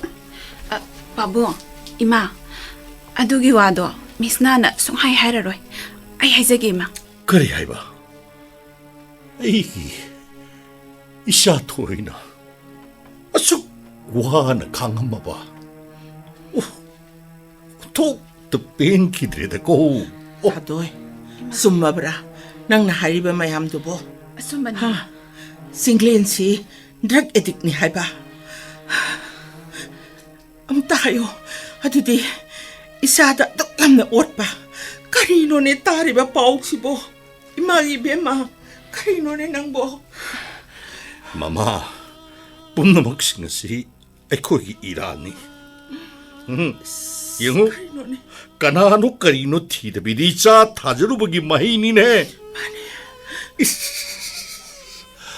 아이 이샤기 말아요 그시오도 나 티드담맘 그래다고 사토비 자토하이 바보. 바봉 로이는 강해 라혼자시 bema 바봉을 로제는 자시 Ingo, how crabby, how cray. Yum the sila o. Nangi damang nababunga ay suksaw na lady ba sidi. Karigi sana na bukning piksalag libano. Lao, sa sila o yum da. 이마, 바보. nasa habwaraw bigano. Matam karadi ay mapamsida layzaraki. Mapamsida ay gumbilay bag TV kaya masulayri. Makoyga awana tanaraga matam karadi sida sumlayzagi. Imaga pabunggana nasagi na mawado na talay. Amukha na ay naayat pa pinindi. Nasabo namda na po na baso honabigan. Bima. Nang bu imadawara bro. Ay bu isagalan ka bro. Nati ima atom na kaibigan. Nasa Canada su araw di. Ay matam kasigtang di mapamasidalay zagi. Madugi ay abadutang imaga pabungga na pinabiyo. 야래. 이봐, 로이드 강해. 아이, 마마, 아이 강해. 마기 아빠 한 번씩 떠들었어. 마빠 아이나 에이 이샤기 마타우나 막삭 문나 강해. 이자는 로보 와래 아무들라 로이 하이바 마빠 아이 강해. 아이 강해. Pare. Bima. Nang nayadra na ay ko yung magsalagay ko. Isa sidi. Nako, pawasik na boyo ko. Memma, Thadoi. Ima. Isagi awat apakarilay. Ado kayo. Isugi mapi marol asapot karaga. Ay amuk tilaki ko. Hoy, Ima.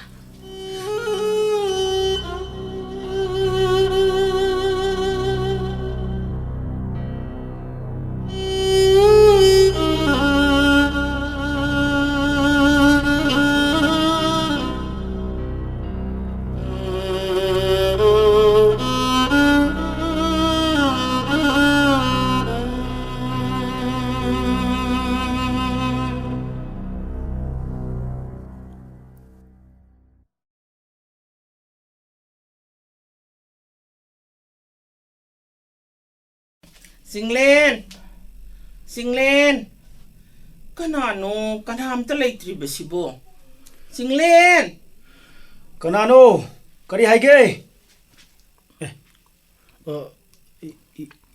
Ima. Ai, bunga. Singlen. La. Babung warim ta sasi. Babung kaido ba? Ngai ko. Misna di kata relay. Masuk koktoro. 마디 윰다 서크레 까이노 바모 그리 윰다 락트라 하시오 그리 하이바 하 어이 너는 강이도 가이나 낭기 누삐가 나사가는 윰 타독든 잣기보다 가다이들레이 큰 기분 난 까리기노 그리고봐 아이 이사들은 파트는 토론들이 낭모두기 토당도 낭나 사는 야바다바 뭐이 바보 같이 땅답 나비요 미 따라가 파자바나 띠하야 싱레 하자나 하요 까리 떠오나봐 야오게 사우나 키브라 레이브라 암타 하요 아이 강대 아이 감 강대 서크레 이 누피네네 이쇼 이랑 랑하드나 아이 강대 서크레 하지니 까야도 무슨 티리가 낭 영네 어이 낭나 아이기 이샤도 아잉농 야이다 푸르가 멍참 일르가 딴 기분 나트로 까이노 하자 하 낭나 드락자부터 팅박이다 먹다 이샤도 낭나 아둑담 티는 푸분 나트로 샤나 삿가다 벌리착 낭원데 이샤는 비타저로 보세 아이코이 랄라바니 아이코이 콰이데기 랄라바니 뭐이 바모 암타 탑탑이요 봐 나야 누빠네 니나 따라가 파자바나 띠 나사 누삐기 용까이바 따라 암타 탑탑이요 봐 하이 kaino nang nangang bito ha karigino nang ibuta thaw na kami bisi karigino ha masina mi usitri bisi nang karibata khangda raw ngai khone imaga pabungana habiri dugo nati aina kari tawroge nati aina kana amatagi punsi mangan kide nati ne aingonda luhongbiwo gana hai khibraba nati na khoine imung si pasha paena thajara khibna tro siya 미기 이나 쿤바 우르가 나사노 피도 홍오 파무부기 나사노 피도 망자바니 미기 말은 파무라디 까리 우파이레리 하 아이고나 타이네라 카도브나테 아이 타닝데 스와이드네 소론 파론 장강하카노 나사노 피가 아이가 마망도 코이나 키브로 하이노네 하테 누시 마리가 레나 키브로 까리 넌 하이시 낭는 앙이도 봐 아이기 사노 피는 나 코이드 마윰 반게나 하이 키브로 나 코이나 네 비나도 락락다네 이자가 비오 다나 하이 키바네 이사하다가 내 따이나봐 야로 하리버슨 하이 낭디네 드럭 에딕네 강람마버디네 이사하세 낭원은 촉비비라 뭐이네 헤이 나이코 낭능 사이드기 낭이 부세 아이 따게 하이드는 따보니 그리기는 낭나 아두께나 타고롱 배바리 야우드는 낭이다 하 나마 나빠기 나를 난 누아이가니네 간바 하 나사기 비랩 레이타바 나사기 이몽 문웅기 아이덴티티 표부 ngakpangdaba pikpan nachaduda nungsiba machet amata paubangdaba nangni minate nangdi sani sani hey chachilo 야래 잡히그로 따닝드레 스와이드네 차가차가 nangano 나이콩체 와얌차네 잡히그로 하지네 잡히그로 고 헨말리 헤이 낭게 와하이도 헨말리 낭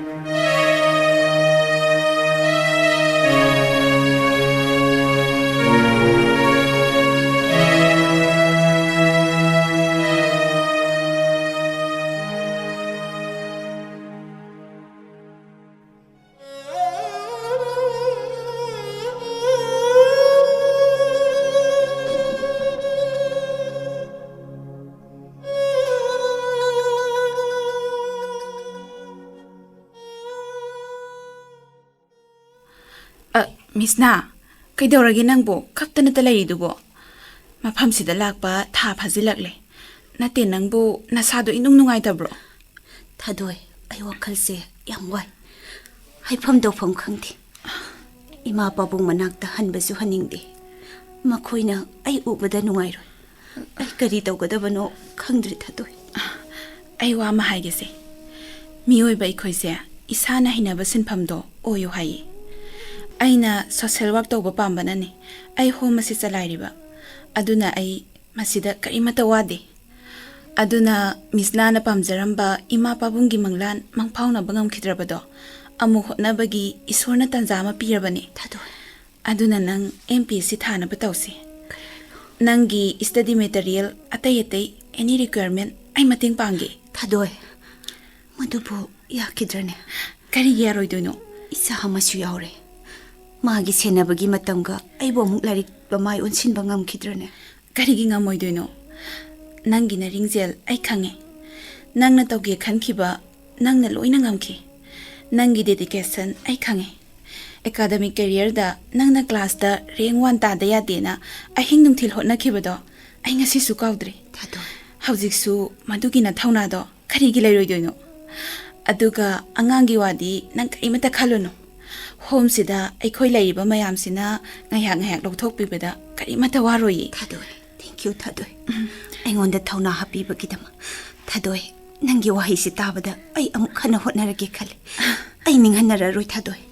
Aigi ima pabungna matam khudingmakta matam gilakpa face tawnaba aibu thawna kyarak hapiki. Ay ngasisu aigi ipana pibiba pautak mayam do kaute. Ay soidana hotnarage Thadoi. Aduni dana. Adudi hayengdagi study material lairasiko. Lao saksa thorasi.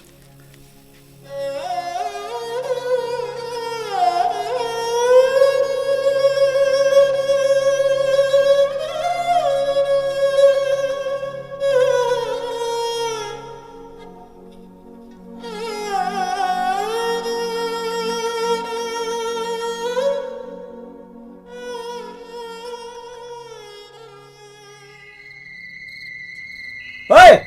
Kana no do ka chendele do. Ha? Atheng mo sida kai do ba? Ai ne. Ai ni ga hai ne. Bhai, kau tho mo se. Chap sa no warak ka ni mo se. Kaya ai ni de kana no. Na ka sin do kai do no. Ai thong lo ska. Ai yam tu do mo. Slo. Kai no ai ne hai khangdrabo. Chingkhei ne. Sum phambane. Hey! Atheng mo sida sum phamane de ke no ha. Sum phamane de ke no ba. Hey, nakutu pai de ke no. Ha? Nakutu pai de ke no ba. Nakutu dum te. Piroin de. Nakutu kai nom te yi piro ba. 시리는 뭘 포리니? 시린가 수요리는 시대. 막이 포를 값이네. Oi, le kai kana le kai. Oh, le kai. 암따가 비코 봐. 암따가 비코. 암따가 비코. 아이 란사래. 암따가 비코. 아이 란사래. 아이 란사래. 내 암따가 비코. 하기는 그 미세. Mapa 이제 예응네. 능 거의 레고 이거니. Mani. 마이 뭐 kai 뭐 로에 좀 레고 마시 낭신데. Mamai tu terus cok. Lai kai si da sing ke sira tammi da hol ma hala bane. Ko gi bacha no ba ko ju ma ta bi ji bane se. Le kai ga hol ma nang na me the. Man de sa. Ba, please give me a please 신발 아직 너무 있는 거 아니야? 마이미까지 그럼도 어려운 게 아니고 안돼 아니고 그럼도 어려운 게 아니고 Mamai tu terus terus he. 이거 동동자로 해 만든 아니고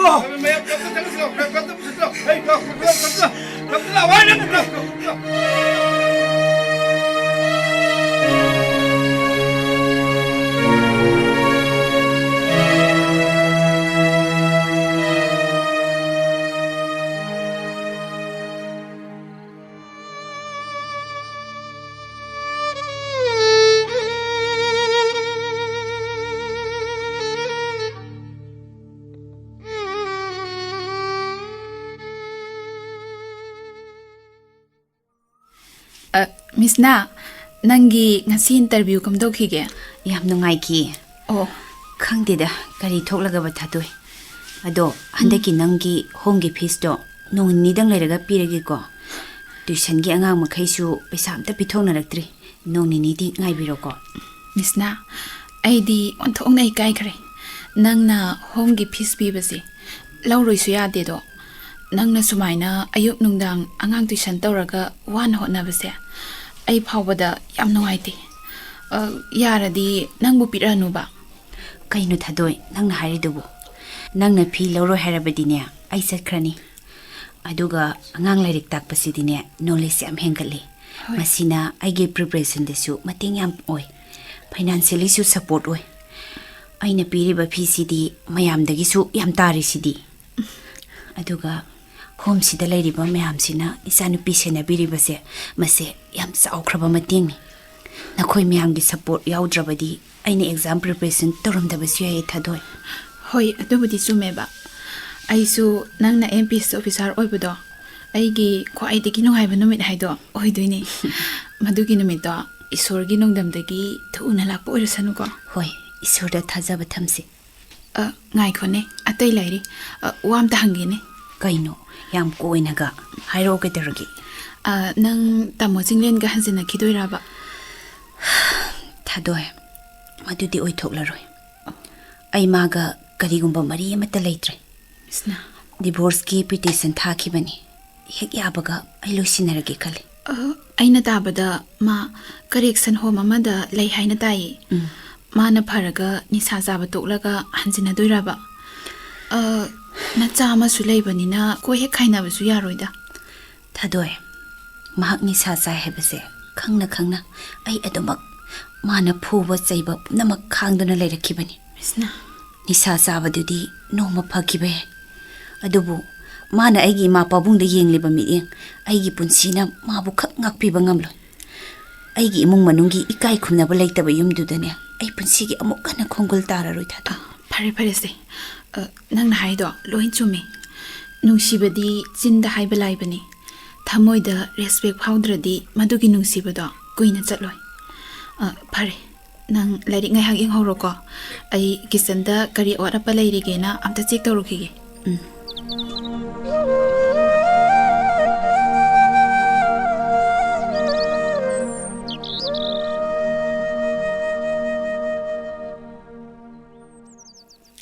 Singlen nang mun sakra nungai ra bro ine khar nungai re ine Misna ga mamam sadi yorok trabra Misna di laktre karigino ine ma laktri de ma aingonda sauri bro isa thubiga plap la ona haikhraga nang kaura bro nang na natro ma bu yum du dei tan thokibado ha nang di ni sagi pak ta tawringi da nang na ngang ki bejing do loina kaura mani aduk phakhrabi Misna do nang na ot kiba mayam do nang karigi kauri ha na sanu pi pikhrabi dusu ahing nong yai du da natro nang na tan thokibado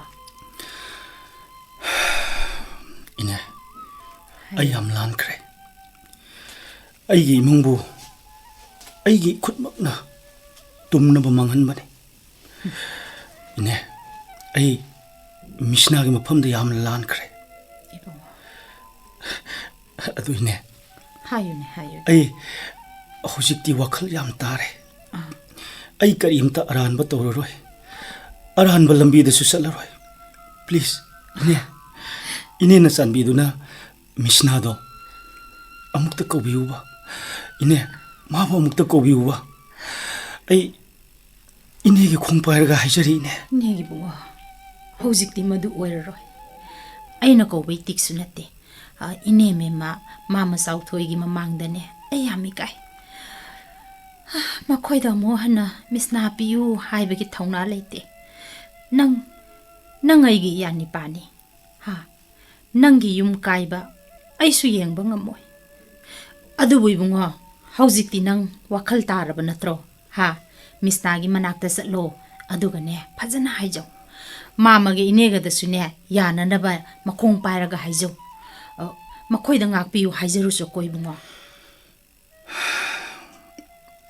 hoine ai shoidana satke ꯑꯩ ꯃꯐꯝꯁꯤꯗ ꯊꯥ ꯈꯔꯗꯤ treatment ꯇꯧꯕꯒꯤ ꯂꯩꯈꯤꯒꯅꯤ ꯑꯩꯅ ꯍꯦꯛ ꯊꯣꯔꯛꯄꯒ ꯑꯩꯒꯤ ꯏꯆꯥꯒ ꯃꯤꯁꯅꯥꯒꯗꯣ ꯑꯩ ꯂꯧꯕ ꯆꯠꯀꯅꯤ ꯏꯃꯥꯒ ꯄꯥꯕꯨꯡꯒꯁꯨ ꯑꯩ ꯃꯈꯣꯏꯒꯤ ꯃꯈꯣꯡ ꯄꯥꯏꯔꯒ ꯂꯥꯜꯂꯦꯅ ꯍꯥꯏꯖꯔꯨꯒꯦ ꯑꯩ ꯁꯣꯏꯗꯅ ꯆꯠꯀꯦ ꯏꯅꯦ ꯍꯣ ꯑꯗꯨꯅꯤꯗꯅ ꯅꯨꯄꯥ ꯍꯥꯏꯕꯁꯤꯗꯤ ꯁꯣꯏꯈ꯭ꯔꯗꯤ ꯁꯣꯏꯈ꯭ꯔꯦ ꯍꯥꯏꯕ ꯉꯝꯒꯗꯕꯅꯤ ꯃꯈꯣꯏꯅꯁꯨ ꯀꯔꯤꯒꯤ ꯉꯥꯛꯄꯤꯔꯣꯏꯗꯧꯔꯤꯕꯅꯣ ꯍꯥ ꯐꯔꯦ ꯐꯔꯦ ꯏꯌꯥꯅ ꯋꯥꯈꯜ ꯇꯥꯔꯛꯄꯁꯦ ꯌꯥꯝꯅ ꯅꯨꯡꯉꯥꯏꯔꯛꯏꯅꯦ ꯁꯦ ꯏꯅꯦꯅꯅꯦ ꯏꯌꯥꯒꯤ ꯆꯥꯅꯅꯕ ꯈꯔꯁꯨ ꯄꯣꯔꯛꯄꯅꯦ ꯁꯦ ꯂꯧꯁꯤꯜꯂꯨꯁꯦ ꯍꯣꯏꯅꯦ ꯑꯩ ꯍꯣꯔꯦꯟ ꯃꯌꯥꯝꯒ ꯆꯥꯃꯤꯟꯅꯔꯒꯦ ꯑꯗꯨꯗꯤ 이봉아 이네 쌀라게고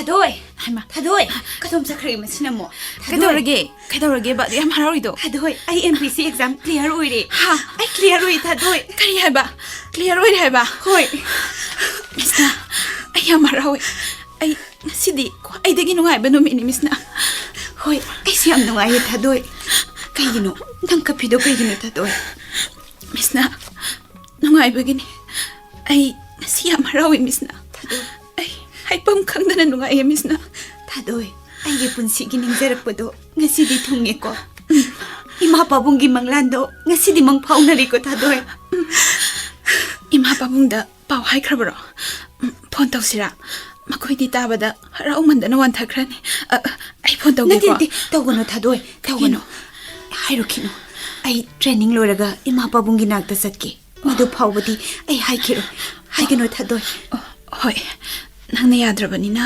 tauraroi ato Misna nang hojikti officer oirabanina aigi home sidadi leibiraroi ko quarter azobada laikhrani haiba Thadoi leiroida aigi yum leirisidi nang amu nayumda halaga leirudoiro nangbu amuk hanna khungul tararoi haidaine onare Thadoi nangna khalido aigi ima pabungi yum leirisidi sauna sadrabasu pura dalan oidrabasu imabga pabungana leiba maphamdo aigidi lairam lengumbani aigi lemhoriba punsi se solaba ima pabungi seba tawrani ayu yam nungai Thadoi Misna asukui basida kana leitabagum ima pabungda satsi yumda leirasi haibadana nangna yakidi aduga hojikna asugba mi ama oirakanda ima pabungi manakta hallagi haibase ai wakhal tadri satke hairadi hana karigi satkidribano Thadoi halak piningol haibase khunai da phajafam leite imaga pabungana sukthaba aigi namak waba maithongdo ai ubada kaidau nungda nungai na leiba ngamlo aigi awaba maithongduna ima pabungda awaba pibu oigani aduna maram oiraga ayumdu da hankidabani adubu hojikti ima pabungna aibu uraga sauthokjagani masigi numisine aina wana ngai rakhiba Thadoi Sumi Misna nangina thauna naring jilse angakpani nupi amagi punsi se sakhumda sak thungaga loisenba natte haibase nangna taklabani ngasisu nupi kayama mayum palaga yumban mari phattabadagi mapamda halaklaga masa mathanta punsi loirabagum adumak punsi lenba yauri adubu Misnana punsi haibase yum palaga loiba natte haibado mayek sengna takle haurakliba nupi kayada Misnana soidana thauna oiragani yare he yam thagat mankre ayoina ikairakadore asumba ngaktani aina haise ado ngasidi henzang awa masasigo ai mayamda su pau nungai base hoi hoi sase ado henzang di aina leidoini ko ngasidi mayamgi hoi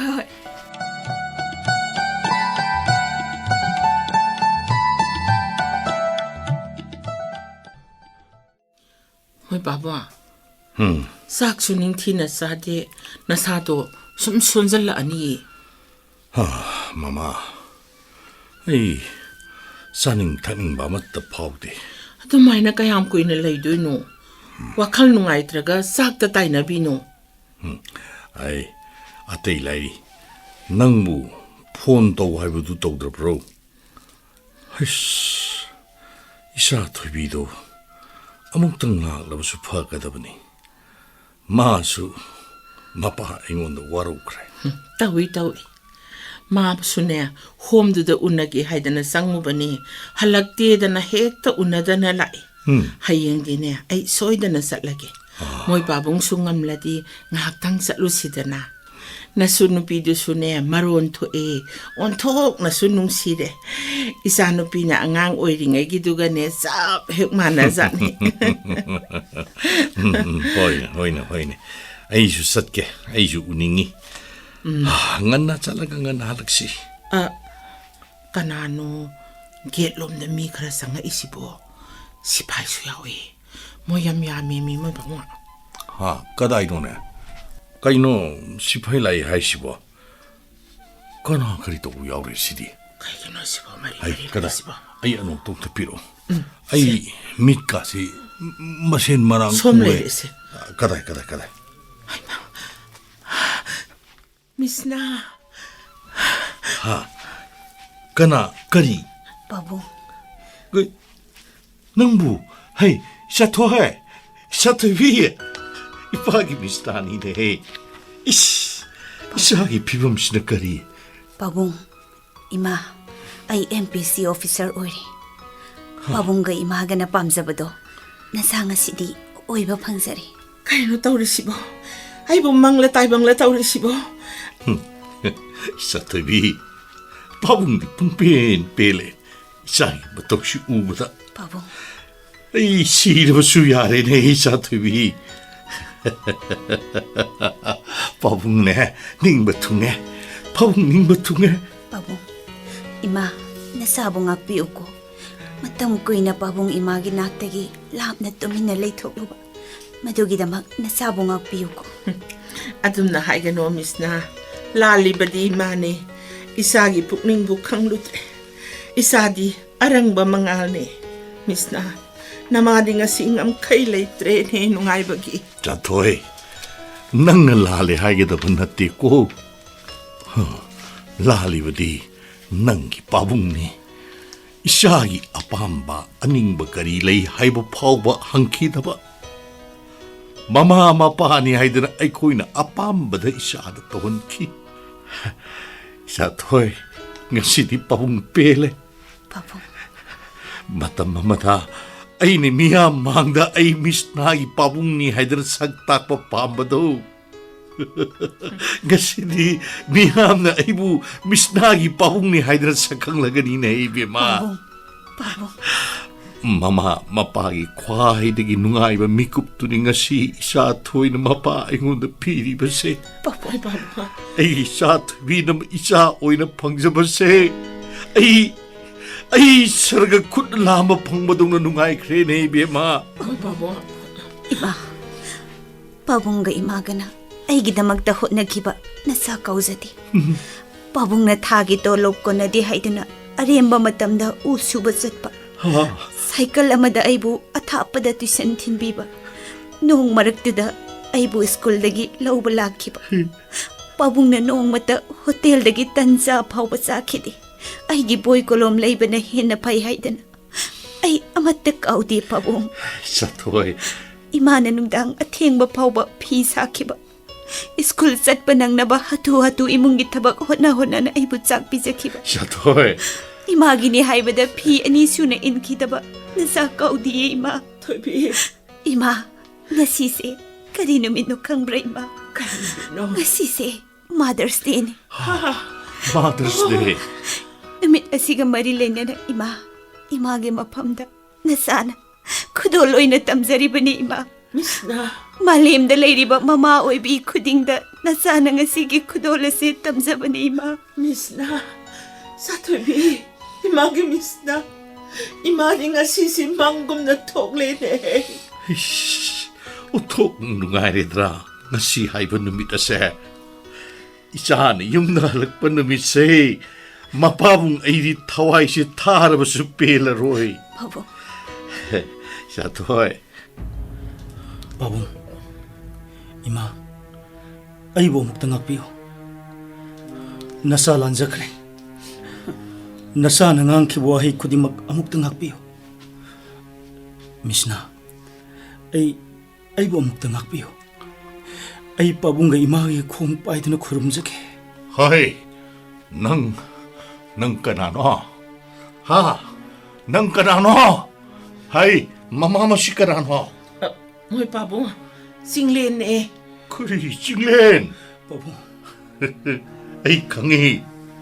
마기 마밍 싱렌 거위 하이바 이캉이 마시 까나노나 항머니 이뭉 시그까리 머리 통나이 아 마나 마팜시 까리무 이까이바 비기 하이든 낙바노 이짜부 수마나 사동는 인토로가 딴 도록바 나트로 노부터 민나 파워깐나 행다부 이짜시 낭능함이 하이드나 망악참 일라가 딴 도록기바 나트로나이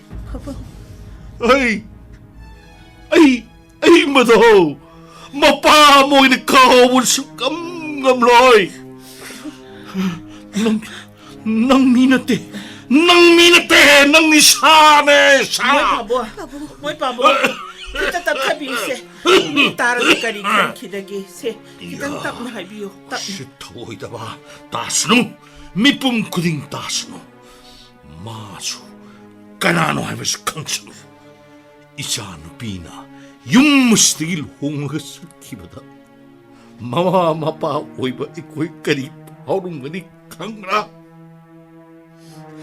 아이코이는 싸우는 욕설에 이바 이사 실롱나바 마뚱다 마기 마뿌로이바나 짭짜는 묵시가더라 짭마나는 끼하로고더라 하이드나 타모에세 뺀통나가 레오보네 이야 aduh mana ai siabu kari mata mamalyaw da bagum nangang ba aduk thina to bu kari kino ai icha tha sa kibani icha yong thok kiban natte ai na hai base nang bu ngak pi badi ngamloi babu nasana lan kiba ngak निशागी पाकता ताऊ खिबना मीना सनबली चट खिद्रे मधुगी दमक नसाबु ngakपियो पाबुंगना हाइरिबदो असुंबा ngakतने जुम्बान रिंगैदा mama मपाना पीबा मिनुंगसिदो मयुम पालबा मतुंगददी मागी मपुरोइबना चपसाना पीगदबने हाइबसे नसाना खंगजौद्रे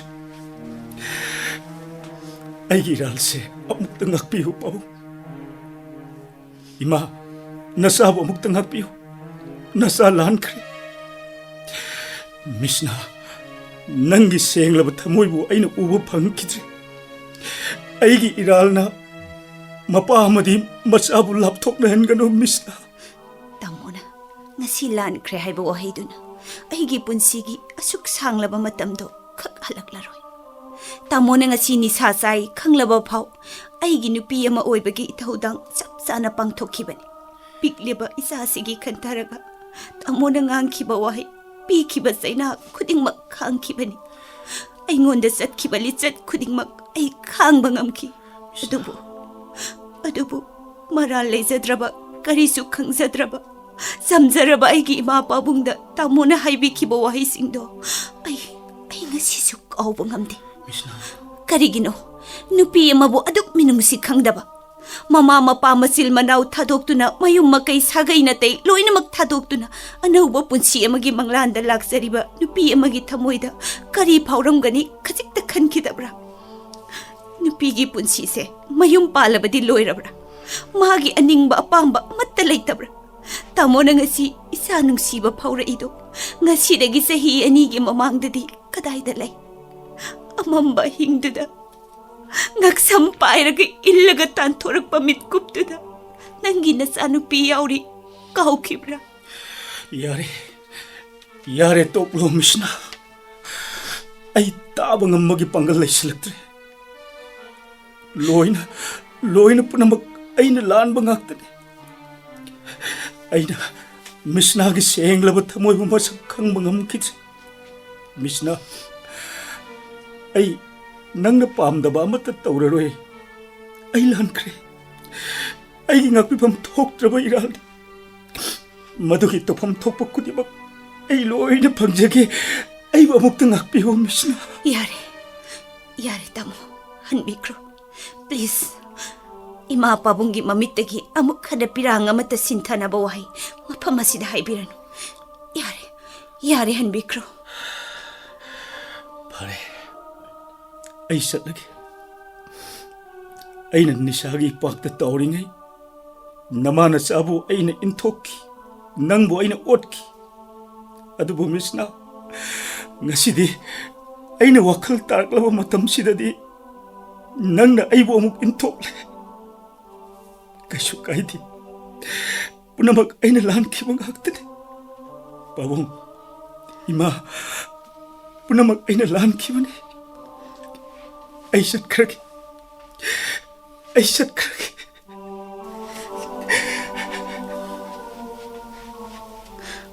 ima babong aina divorce ki petition thakrabani amuk hana ma aibu lawba laklaroi hey ngai ko Chaothoi bi ngai ko ingoi babung wa amatang haige dana haibiyo babung Chaothoi bi nang bu yung masida ahing amatang oibasu nang le olaudana bagi nakta babu ahing amagi natte matam suppagi punsi suppagi ay imaga pabunggagi nakta laklabani ay amuk hanayong maset hadok na salaroi babu Chaothoi bi asing bara isan haribo tubu asing bara